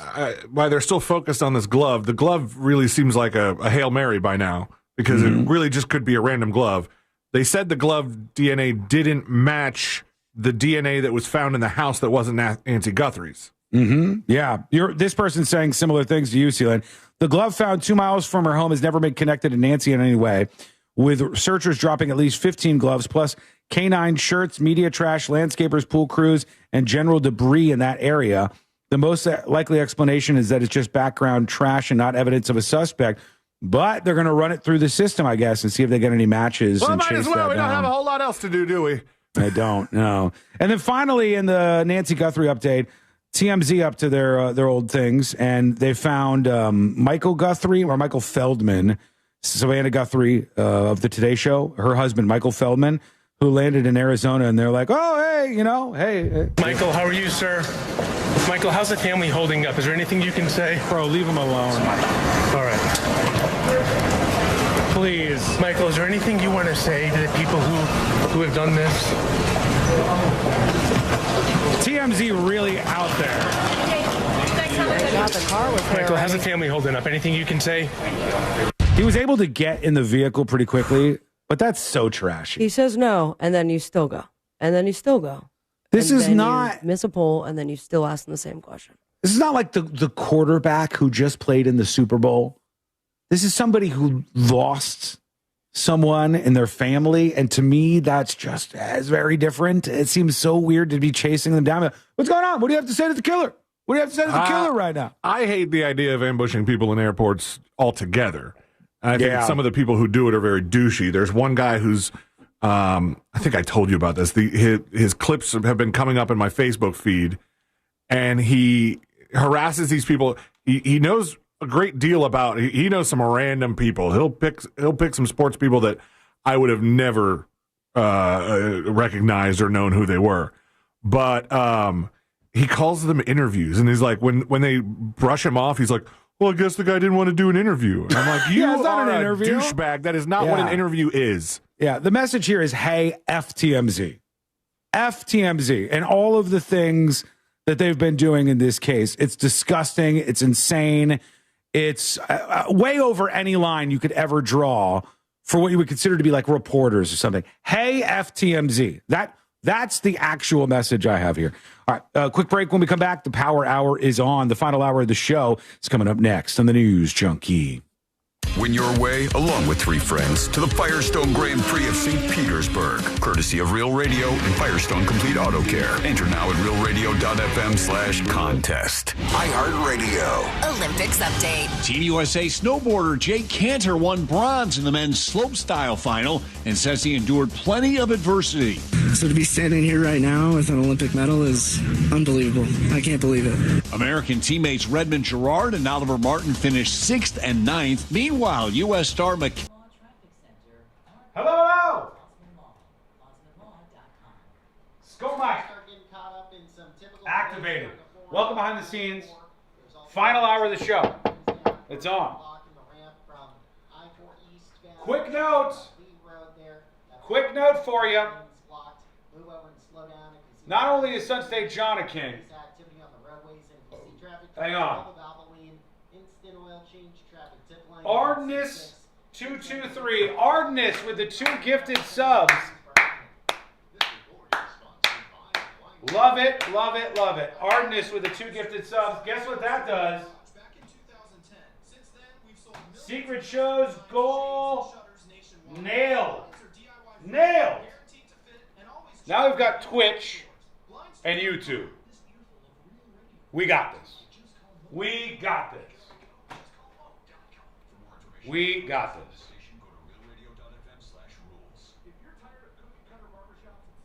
I don't know if there's any of those subs left. Oh, there are a couple. There are 5 left. 5 left if you want to claim them over on thenewsjunkie.com.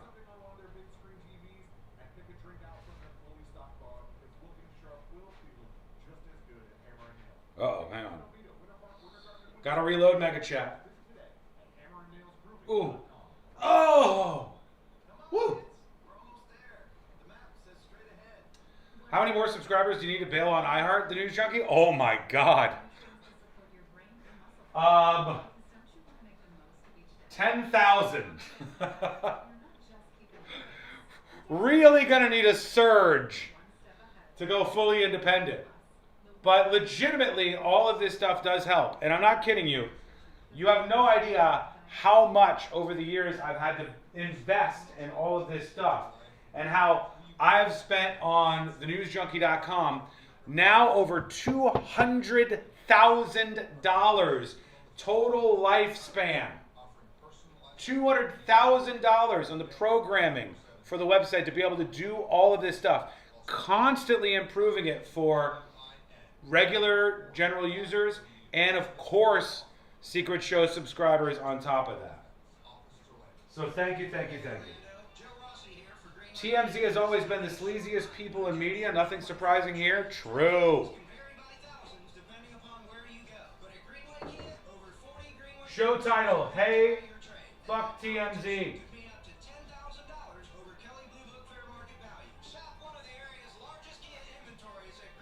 Hundreds of dollars to Austin. True. I owe him a couple bucks still, but I got to get him back over here.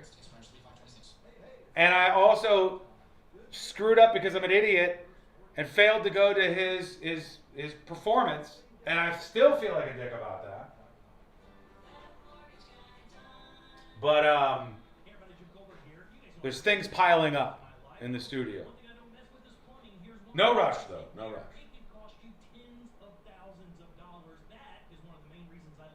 Can I claim them all and you just refund me the last 5 months? No, it doesn't work that way. No. No. Appreciate the thought, though. For sure. Austin says it's okay. I hope so. Lynn says, I like watching TMZ. Mindless entertainment. News is stressing me out too much lately. But how is TMZ not stressful lately? It's the stressful stuff, right?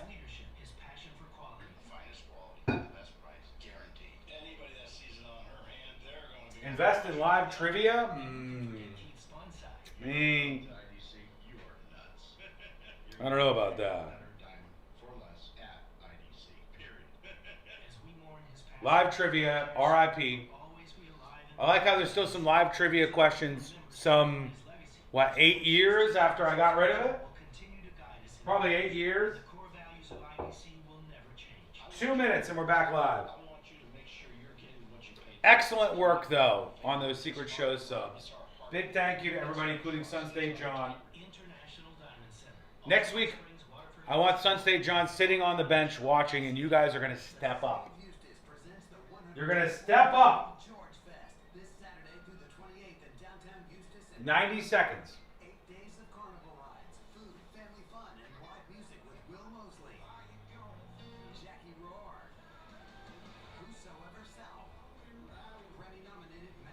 You know what I can do also?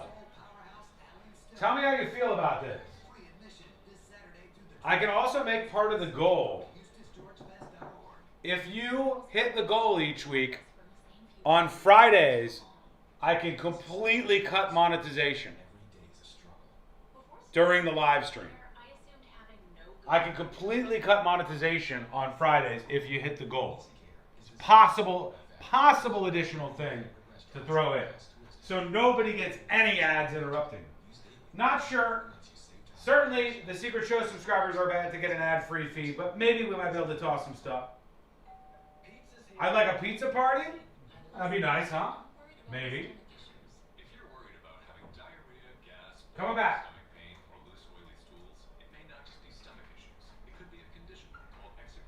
Here we go. Stomach issues. If you're worried about having diarrhea, gas, bloating, stomach pain, or loose, oily stools, it may not just be stomach issues. It could be a condition called exocrine pancreatic insufficiency, or EPI. With EPI, the pancreas doesn't release enough enzymes to break down food, but EPI is manageable. Use the symptom checker on identifyepi.com and talk to your doctor. That's identifyepi.com. Sponsored by AbbVie. Broadcasting live from the JustCallMo.com studios. Need help after an accident? Just call Mo. Learn more at JustCallMo.com or call 1-800-CALL-MO. This is WTKS-FM HD1 Cocoa Beach, Orlando. An iHeart radio station guaranteed human.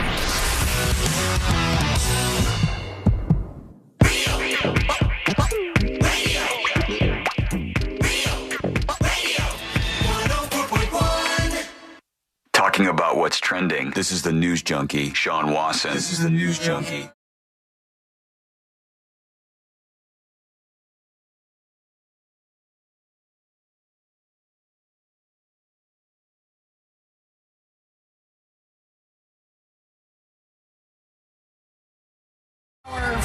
On the News Junkie, and I want to get to you. I'm going to actually kick off some of your dispatches here in just a moment. Record yours right now and get on the show in moments with your thoughts on anything happening in the news, anything happening on the show, or anything that I'm not talking about that you want to hear thoughts on.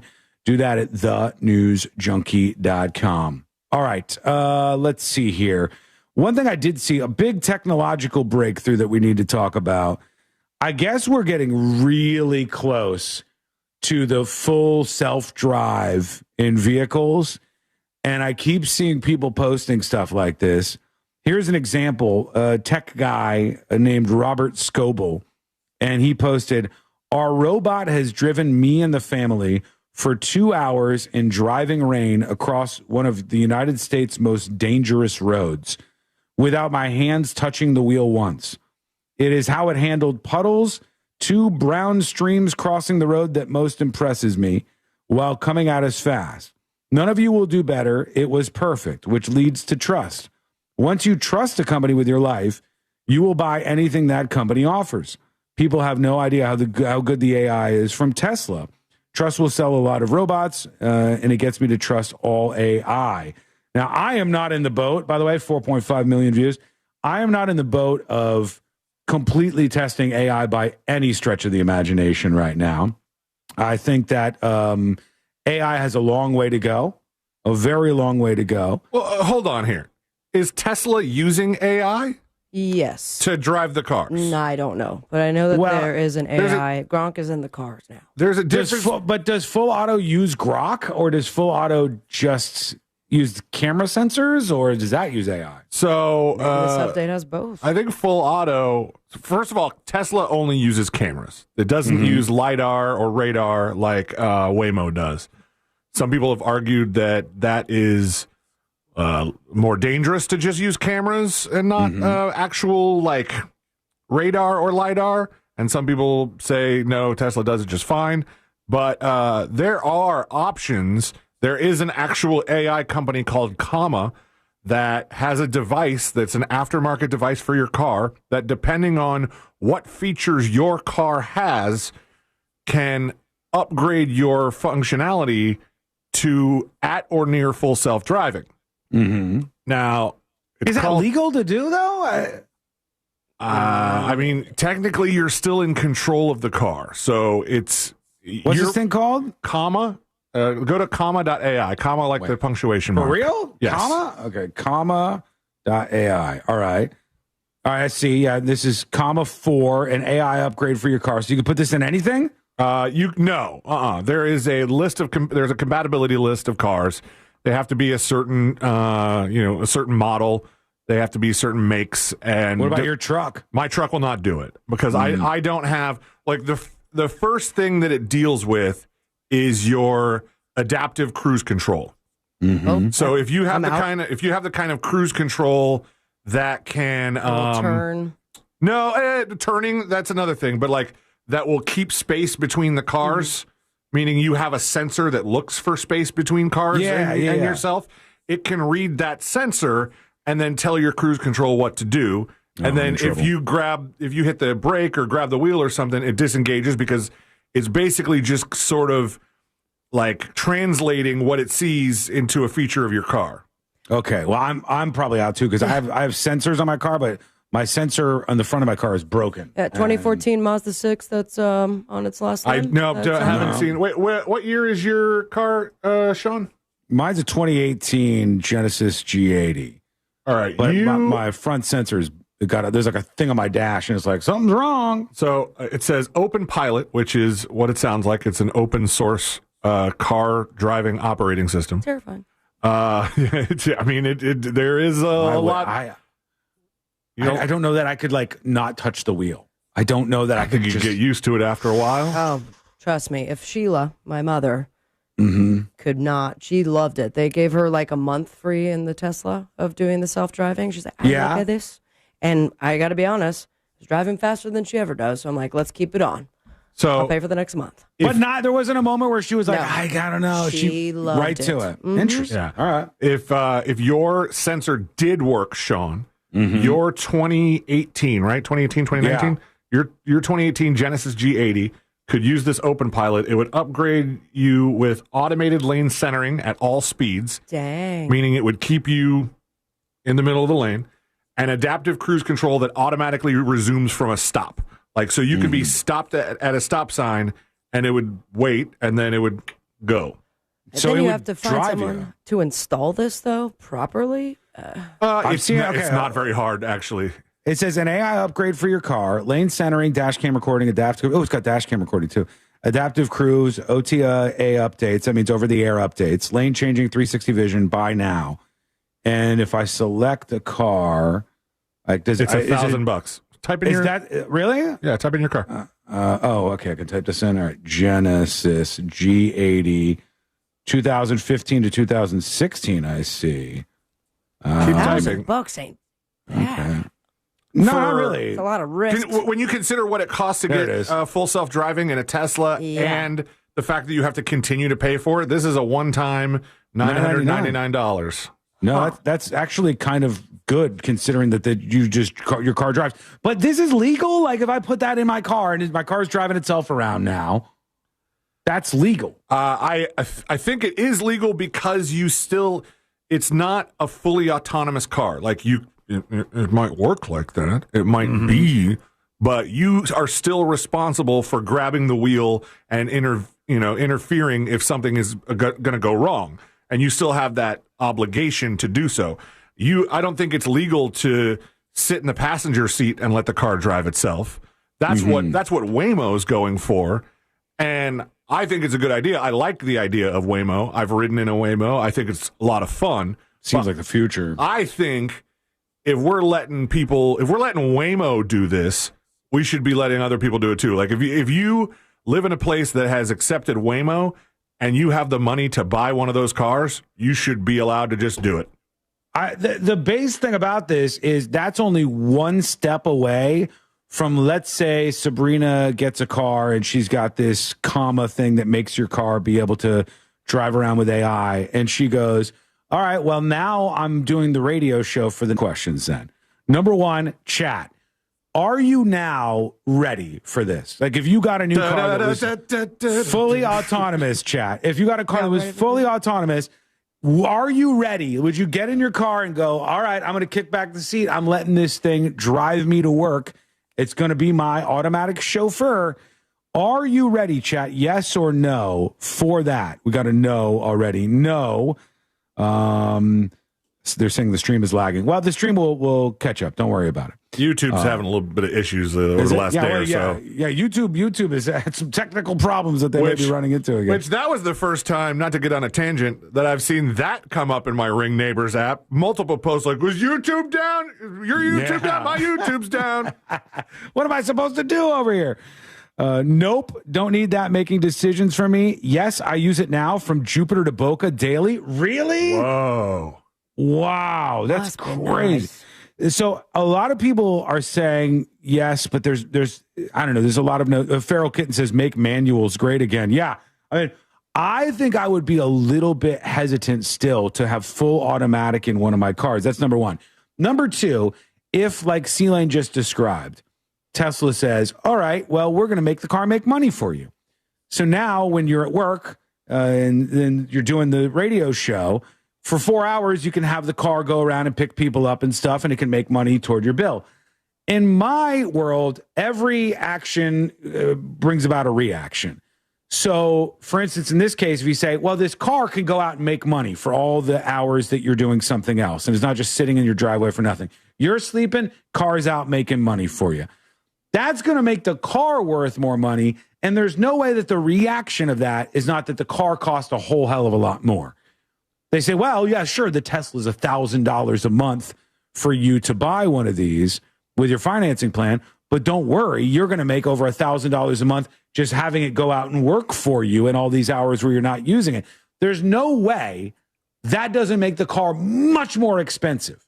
It would be impossible to me to keep it at the same price level as now. That and insurance? Could you imagine? Oh, insurance has got to be crazy because now it ain't one person driving it. Is who knows? I mean, it's the AI driving it. Well, who knows who else is in the car? So I think this is going to it's a cause and effect type thing, right? Actions have consequences. There's a cause and effect type thing that you see with almost all of these. Same kind of thing that with Mom Donnie. I know it's very different, but the mayor of New York has talked about if he can't get the state of New York to tax the rich or whatever, they're going to increase property taxes in New York City as much as 9%. Property taxes as much as 9%. Well, I am an action-reaction type of guy. I think about outcomes. I think about what something will cause when you do it. Everything is going to cause some sort of reaction. If you increase property taxes by 9% in New York City, there's zero chance that rents do not go up because the owners of these places are now going to have to pay 9% more in property taxes, and there's no chance that they're not going to pass that along. If there's one thing you learn about landlords very quickly is that they are not really excited about shelling out money that they weren't previously shelling out. True. I think all of these things cause reaction, so there's no way it doesn't make stuff more expensive. But let us know what you think. Send a dispatch or an email, tips@thenewsjunkie.com, or record your dispatch on the website right now. All right, back in just a moment with your feedback, and we'll see what you have on your mind because your dispatch is coming up next on the News Junkie. Real Radio is on Instagram @RealRadio1041. Sponsored by the law offices of Anajar and Levine Accident Attorneys. Call the law offices of Anajar and Levine at 1-800-747-FREE. That's 1-800-747-3733. Accident, I-4 eastbound off-ramp to Lee Road is partially blocked. Stop and go, I-4 eastbound between 27 and 429, and crash blocking the shoulder 408 eastbound at Chickasaw Trail. See traffic troubles? Call the Valvoline Instant Oil Change traffic tip line at 866-676-8477. From the Traffic Center, I'm Katie Wilkins. This report is sponsored by AutoZone. Get in the zone. Starting stronger starts at AutoZone, where they've got battery solutions in the form of free battery testing, free battery charging, and replacement. Batteries that fit your needs. That's what makes them America's #1 battery destination. Get in the zone. AutoZone. Real Radio is headed to Lake County this weekend as the sky. Hello. Welcome behind the scenes, everybody. Welcome behind the scenes. 2 segments left on the show. Folks, what's happening? What, is the stream okay? What's happening with the stream? We good?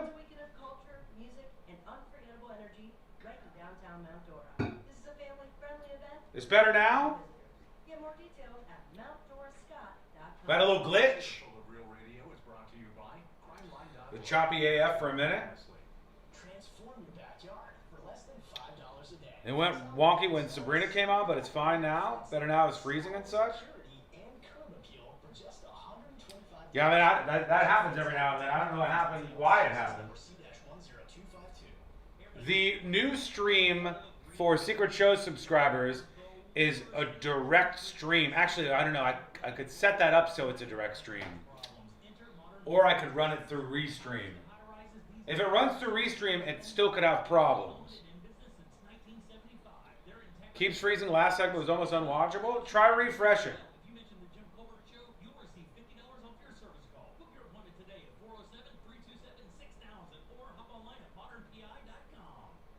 Yeah, I mean, it could be Restream, it could be YouTube. It's not me, I'll tell you that. They'll deliver and set up your big green egg so that you'll be cooking before they leave. Follow Washi's Meat Market on Instagram or go to the website. Numbers are swinging wildly, so there's something going.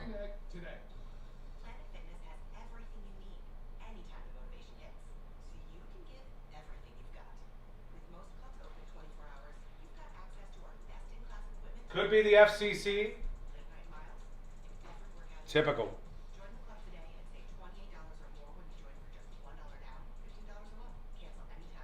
Stream picked up again at 219. Yeah, I mean, if it's happening on Twitch and YouTube, if you guys are having the same experience, it's probably a multi-streaming issue. But there have been some problems, like Cloudflare had an issue yesterday. YouTube has had some structural issues. So, I don't know.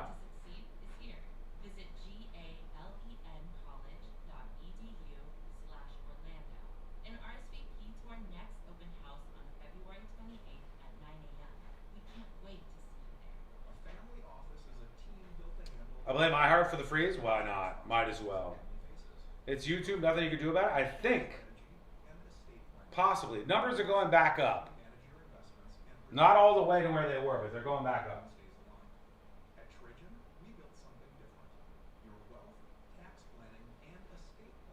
It was stay strong. There's nothing I can do right now. All right?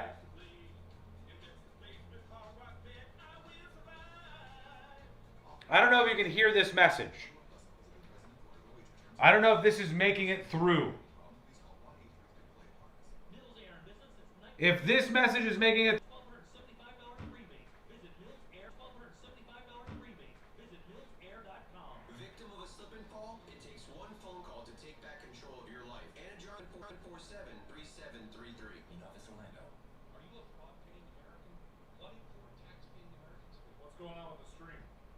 I don't know. I don't know if it's Restream or what. Everything was fine. Blower motor, he doesn't break a sweat. With Grainger's easy-to-use website and product information, he selects the product he needs to keep everything humming right along. Call 1-800-GRAINGER, click Grainger.com, or just stop by. Grainger, for the ones who get it done. This month, iHeartRadio is celebrating the stars of the 2026 Winter Games. So Kentucky is home to Oksana Masters, a living legend of adaptive sports, a multi-sport phenomenon with the unbeatable on the tracks. Masters arrives in Milano Cortina not just to compete, but to continue her reign as one of the most dominant athletes in history. For more...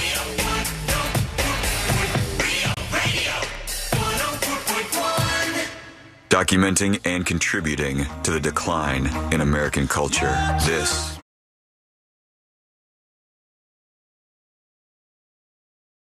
if you're having a problem on YouTube or Twitch, apologies. Somebody's like, since coming back from the break, it's unwatchable. It's like, there hasn't been a single problem, not a glitch-a-rooney, not even the littlest glitch-a-rooney for 2 weeks, 2.5 weeks. There's an issue today. I don't know which provider it's from, but I'll trace it down. Great sales guy here, and him and his wife listen to the show. We just met their 6-week-old baby who's wearing a News Junkie onesie. Yeah. Very cute. All right. And okay. drop slanged it all back to its parents' arms. Yeah, that's the best way to do it. That is the best. And at the end of it, I do not understand. Not a smooth transition. But then I'm like, I want a baby. I got it. I got him. I got him. I got him. You've done this before? Oh, God. All right, so if you're having a problem over on YouTube or Twitch, apologies. But that's just the way it goes sometimes, you know? Listen to the show in the meantime. Okay, let's see what we got here on the way out. I did threaten you with some more dispatches, so we'll work in some of those here momentarily. It could be AI trying to track us down and shut down the conversation about self-driving. God only knows what it is. Freddie emails the show, and he says, Sean, check out this update on the 13-year-old who was attacked. They dropped the ball with this guy. Thank goodness the kid is alive. I think he's sending along the link of the story we actually did earlier where we had the interview with him, which was pretty interesting, and put that back to back with this poor woman that was attacked and nearly drowned in the ocean in South Florida by this lunatic. And there are no shortage of stories like that. The unfortunate reality of life is that there are a decent number of people in the United States of America in particular who are severely mentally ill and who do these things. Our entire system used to be different. Our entire system used to be based on when people are severely mentally ill, they get the help they need at places like asylums. The asylums got a bad name around the time where there was some bad stuff going down. I blame Batman. There's been nothing more detrimental to the reputation of an asylum than Batman. Arkham Asylum, is that the one? Yes. Nah, that'll do it. I'm crazy. That'll do it.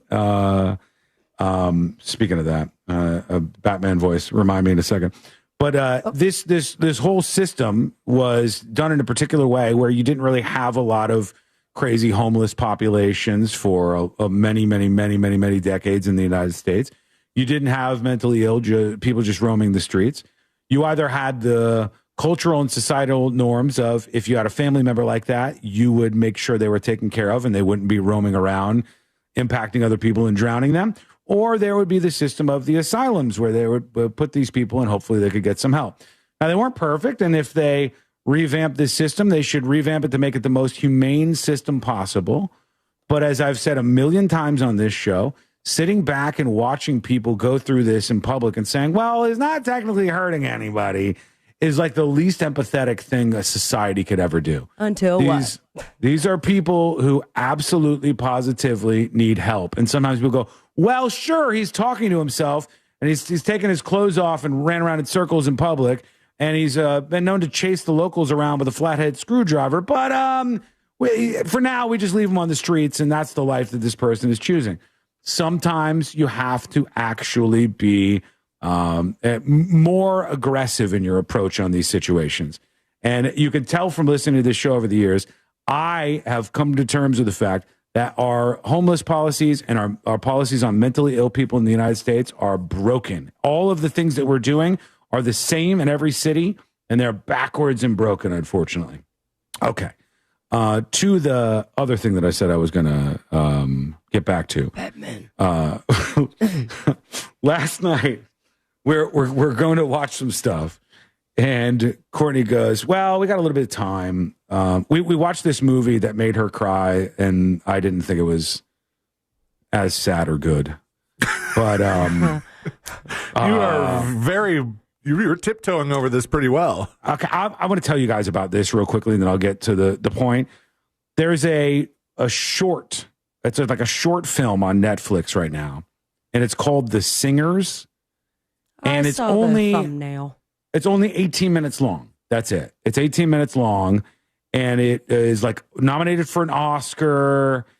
And it's about these people. There's like all kinds of different people who are in this pub, and they burst into a singing competition between all these like weird personalities that are inside this pub. Hence why it's called The Singers. And it's only 18 minutes long.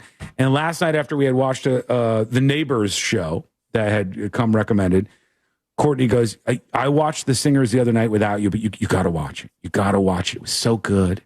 And she puts it on, and it's at the end part, and I hear, and I go, oh, are you crying? And I'm sorry. And I go, God, I don't find this to be sad at all. I don't think this is like even moderately sad. I said, it's okay. It's basically about these different characters singing and getting into a singing competition. One of them's really old, and he's got a oxygen tube going in his nose. That's not good for singing. Another one is like an older, or like a younger person who's got this gritty rock and roll voice and dusts off the piano. It's worth watching if you have Netflix. It's free, but she loved it, and I was like, I don't know. Anybody else who's seen it, tell me what you think. Flat says, loved Singers. Singers was awesome. Singers is great. There's a guy from Stranger Things on it. I didn't recognize anybody famous on it at all, but that doesn't mean that there weren't somebody in it. This says, The Singers is a 2025 American short music comedy film directed by Sam A. Davis. The film, featuring a cast discovered through viral videos and street casting, includes Mike Young and Judah Kelly. Based on a 19th century Russian story by Ivan Turgenev, it depicts a downtrodden improvised pub sing-off. It had its world premiere at the Narrative Short Competition at South by Southwest in 2025. Netflix acquired the global streaming rights of the film on January 16th, 2026, and released it on February 13th. So it's been out for 5 days.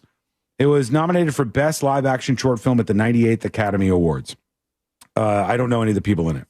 Michael Young. None of these people look familiar. Michael Young was on America's Got Talent singing. Chris Smither, he's a folk singer who was featured in this. Nice. And then Judah Kelly is the only one with a Wikipedia page, which is also from The Voice Australia. But I didn't really know any of them. I just thought it was like kind of interesting, kind of good, but I didn't really find it to be that sad. She did. So weird that for these like short films like this, 18 minutes long, and the trailer is 1:46. That's like 9% of the film. Yeah.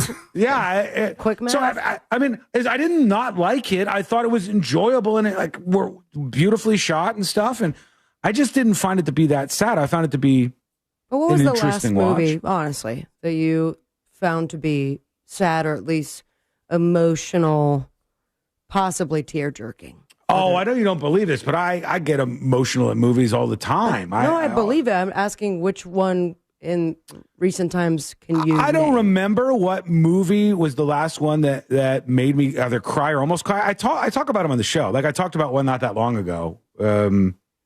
Maybe somebody else will remember what it was, but I talked about one not that long ago that I said I almost cried. I can't remember the last thing that Ashley and I watched that got a good tear out of you? Yeah, we have this moment where we notice one of us notices the other's crying, usually her first, but sometimes I delve into that. And then we like catch each other, and then we start laughing, but then the laugh turns into a cry. It's a very weird thing. I'm constantly crying. Nicole shed one tear the other day for whatever movie we were watching. She's like, see, I do cry. And I'm like, one comes popping out. You know what we did get into last night that's been a fun watch? Wuthering Heights? No, this America's Next Top Model docuseries. Just wrapped it up last night. Ooh. That was something. Oh, what an absolute bitch Tyra Banks is. Yeah, and very unaware of how this all turned out. I mean, She was called to, had her hands in producing, but it does not look great for her at all. Okay, we have so much stuff to work in now. I've heard a theory about that. First of all, Courtney says she wasn't crying because she thought it was sad. She thought it was beautiful. Okay, when something's beautiful, I don't cry. I don't cry when something's beautiful. I'm not like, oh my God. Like, I'm moved to tears by sad, not. She was like, I'm not sad. I think it's beautiful, and that's why I'm crying. So that's okay. That's what she said. We watched, before I get to the Batman thing, the Tyra Banks docuseries that you guys are talking about for America's Next Top Model, which was hilarious, and the stuff that they actually did on that show, just unbelievable. The stuff they did with the women's teeth in particular. The first one, they were like, no, you really need to close that teeth gap if you want to be a model and be successful. Or we're going to send you home. And then, and then a couple seasons later, they're like, the teeth gap is in, but yours is a little too small. We think we need to widen your teeth gap. And They I'm like, also what took the out hell? 7 teeth of one other girl. Yeah. And then gave them to her in a baggie. How about blackface twice? That was a move. Yeah. And then there was one woman who, in the race swap competition they did for America's Next Top Model, they were like, you've pulled Egyptian. And the whole time it was like the Egyptian, like. Think what they went through with the if pyramids. you want to find all the They're just shouting at her. They're like, the pyramids. Don't you remember? Okay. Oh, my God. And then there was some really dark stuff. Allegedly, what I heard was that they're thinking about doing a comeback season of America's Next Top Model. And that's why Tyra Banks might have put this out there, because this is the launching point for coming back. And then, good luck. I don't know, maybe saying like, well, this time we're going to do it the right way or whatever. It's zero accountability on her part for anything. She didn't seem phased. That the guy who was definitely a major part of the show, Miss J or Jay? Miss J, the model dude who, like the gay dude who like taught women how to strut and stuff. Yeah, who, not narrowing by it the down. way, was 6'5". I had no Miss idea. J. Yeah. Yeah, unbelievable. But anyways, there's a lot of bad blood there. You could tell. The other thing was we were trying to watch something else after that Netflix short, and Courtney goes, "Let's watch this episode of 48 Hours," and it was about a woman who was at her house when some person broke in. And the person was wearing a Batman mask. And they started talking to her in the Batman voice. What? And they were like, you better do what I say. And then they're doing the whole Batman thing. And I go, oh my God, this is crazy. And she's trying to figure out who it was. And, turns out like it's somebody from her past. The guy was the worst criminal ever. He even searched how to change your voice, how to speak like Batman. They had him dead to rights, right? And Courtney and I are watching this. And I go, what if we role played like this one time? And I was like, I'm Batman. And she did her Batman voice. And it was 500 times better than mine. I want to and hear it. Courtney, get in the studio. I want to hear it. She did a deep, like that level. I couldn't do it anywhere near. I was like, I'm Batman. And she did hers. And I go, oh my God. Kind of like an inhale. I'm not getting it. I'm not getting it. What's happening? So in this role play, she's going to be Batman. Yeah. And She's going to be Batman. You're going to be the Robin? lonely. I'm going to be Bat. What's the one that got canceled and written off for taxes? Batpete? I'll be Batgirl. I'll just that's what I got. I'm Batgirl. Quick break. Not the porn one from yesterday's today. I learned. God. All right. When we come back, final dispatch of stories that didn't make the cut. And today I learned to wrap everything up for a Wednesday. Sean is Deuce Wayne. How dare you? It's coming up next on the News Junkie. Real Music Weekends. Our classic alternative.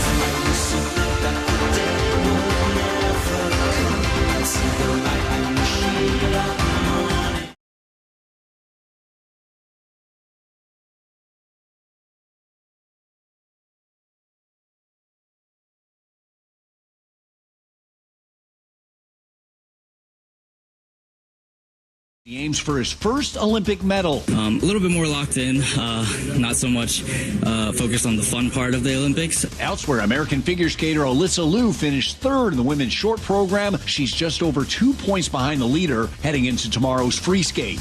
For NBC's live coverage from Italy, search Olympics on the free iHeartRadio app. From the Odoo.com Weather Center, Odoo.com, the only business software you will need. Hey everybody, Fox 35 Storm Team meteorologist Laurel Blanchard here with your Wednesday evening forecast. Temperatures tonight staying mild under mainly clear skies. And if you loved the temperature today, guess what? It's only going to warm up as we take a look ahead to the end of the work week. Mid-80s Thursday and Friday, and flirting with daily record high temperatures, with temperatures in the upper 80s coming up on Saturday. A little bit of a cool down on the way as we wrap up the weekend and kick off the next work week. This report is sponsored by Rasmussen University. Rasmussen University is where passion meets education, offering over 60 career-focused programs ranging from nursing and early childhood education to business and IT. Whether you're starting fresh or leveling up, there's a path here built for your goals. Learn more at Rasmussen. Hello. Those people with your hair, you need to be going to Hammer and Nails, where they take grooming to the next level. They believe an extraordinary man deserves more than just a haircut. Well, first off, they believe you deserve a drink. Full bar waiting for you at Hammer and Nails. You can kick back, get dialed in. Looking sharp will feel just as good at Hammer and Nails. And right now, if you haven't tried it out, first-time guests receive $25 off any service, plus a complimentary premium upgrade. So what are you waiting for? Check out one of their 4 amazing locations in Oviedo, Winter Park, Winter Garden, and Windermere. Book your first visit today at hammerandnailsgrooming.com. Get ready, Mount Dora, February 20th through 22nd. The Highland Festival returns. Enjoy bagpipes, Highland athletes, Celtic music, dancing, and more. Sponsored by Guinness, Discover Lake, WJRR 101.1, Real Radio 104.1, and Was that playing over you? Did you hear that? encouraged. Tired of staring off? Okay, good. I just making sure you didn't hear what I was playing over here Finally enjoy your favorite family hangout spot. during your ad read. Oh, no. For the last 40 plus years. When I turn my mic on, the intercom mutes. Okay, good.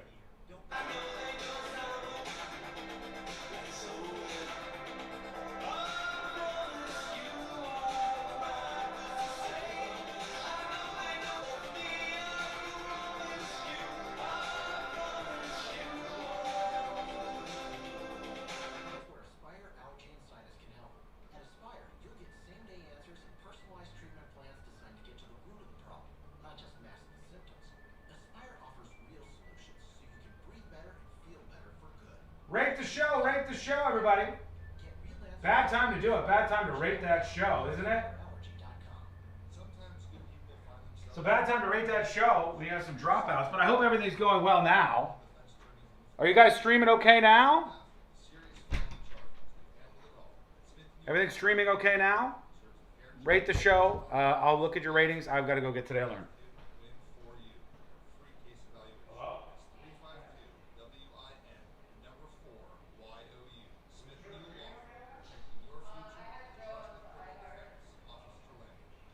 Do you want free internet forever? Yeah, we thought so. That's why Spectrum is giving you just that. Free fiber-powered internet forever. You switch and get 4 mobile lines from Spectrum. I'm Batman. Bills, no taxes, no payment. You did it so good last night, though. Okay. Sorry for the streaming issues.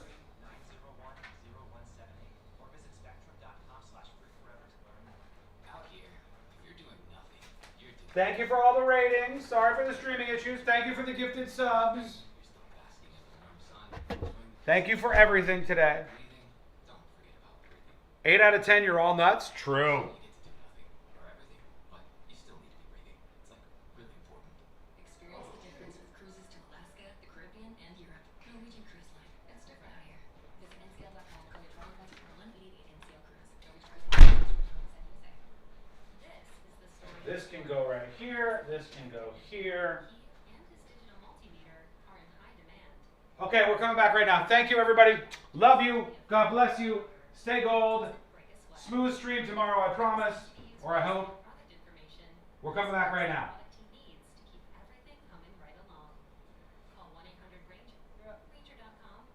With Grainger's easy-to-use website and product information, he selects the product he needs to keep everything humming right along.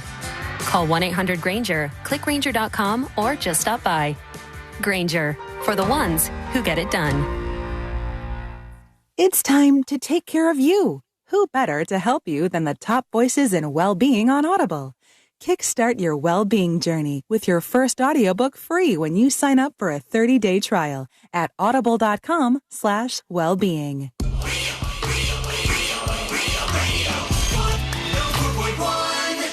Join in on the chaos. We eagerly await your dispatch. This is...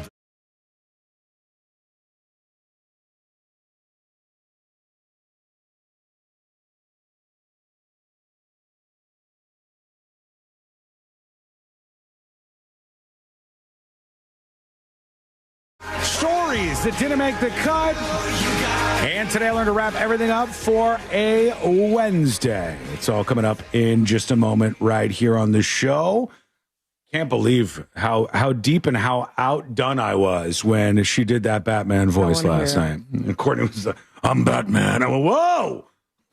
Like, literally knocked me backwards. I stopped doing the impersonation afterwards. I was like, I can't win this round. Whatever's happening here, I have not won. So congratulations to her. All right, let's see. What do we got here on the way out? Let's get to some final dispatches. We can do that right here. These are the final dispatches, but Sean will probably only play one. Here we go. Ladies, gentlemen, kids of all ages, gentlemen, even right here on the show. Let's go to the seventh farthest fan in Austin. I think self-driving cars are amazing. I drive a truck for a living every day, a couple 100 miles. I went out to California, hopped in a Tesla, and it even knows the correct speed to go over a speed bump. I mean, I felt like I was going 30 miles an hour, and it just softly went over it. Nice. But it's great. I mean, it's what we need. Insurance, cheaper, because it's self-driving. There's going to be less wrecks. It's going to take a while for everybody to get used to, but it is truly amazing being able to let go of the steering wheel, punch in an address, and it will take you there while I can work, email, do whatever I need to do as I'm going, and then look up and there you are. I love it, and I drive every day, so... Thank you. Results may vary. Linus Tech Tips, he tested out one of the early versions of the comma thing that I told you about. And he was freaked out, in the car the whole time, letting it do its thing. But it came up to, I can't remember if it was a speed bump or a dip, but it was some sort of change in grade and did not just like flew right over it. I've done that. He's alive. He's still alive, right? Yeah. He's got that going. Guy's going on Fallon all the time now. Right. Watch out with those late night shows. Watch out right now. I know they're going to have to let Network Chuck on, equal time. The stories that did make the cut, your bedroom temperature could be putting your heart in serious danger. Oh my gosh, everything is putting my heart in serious danger. I love that didn't make the cut. Everyone's going to be like, wait, what? The temperature at which the heart began to show signs of disruption was 75 to 79 degrees Fahrenheit. It's not healthy. It's dangerous. You got to be cooler than that. Oh, I am. Not a problem at all. And now let's just get the hell out of the way. Let's do Today I Learned. The following information may make you feel smarter, but will not actually increase your IQ. So don't get cocky. Now it's time for what we call Today I Learned. It is Today I Learned for a Wednesday, February 18th, 2026. Today I Learned Will Ferrell won 2 Primetime Emmy Awards for this show. Succession. Succession is correct. I had no idea he was attached to this. He was a producer, on the show Succession. American actor, comedian, writer, and producer. And he was responsible for at least something in the Succession show on HBO. And as we all know, that took some time when it was winning up all of the awards. Congrats to Will Ferrell. I didn't know you got that, John William Ferrell. Today I learned alien hand syndrome is a real neurological condition where a person's hand can move and act on its own without their control, sometimes seeming to have a will of its own. Fling it around, and you have no control over it. I know this happened when they did some studies where they cut the bridge between the left half and right half of people's brains. They cut the bridge between the two, and some people, ghost hand syndrome, they just lost control of their hands. Freaky deaky. Today I learned, nobody's going to get this. This band or song. Oh,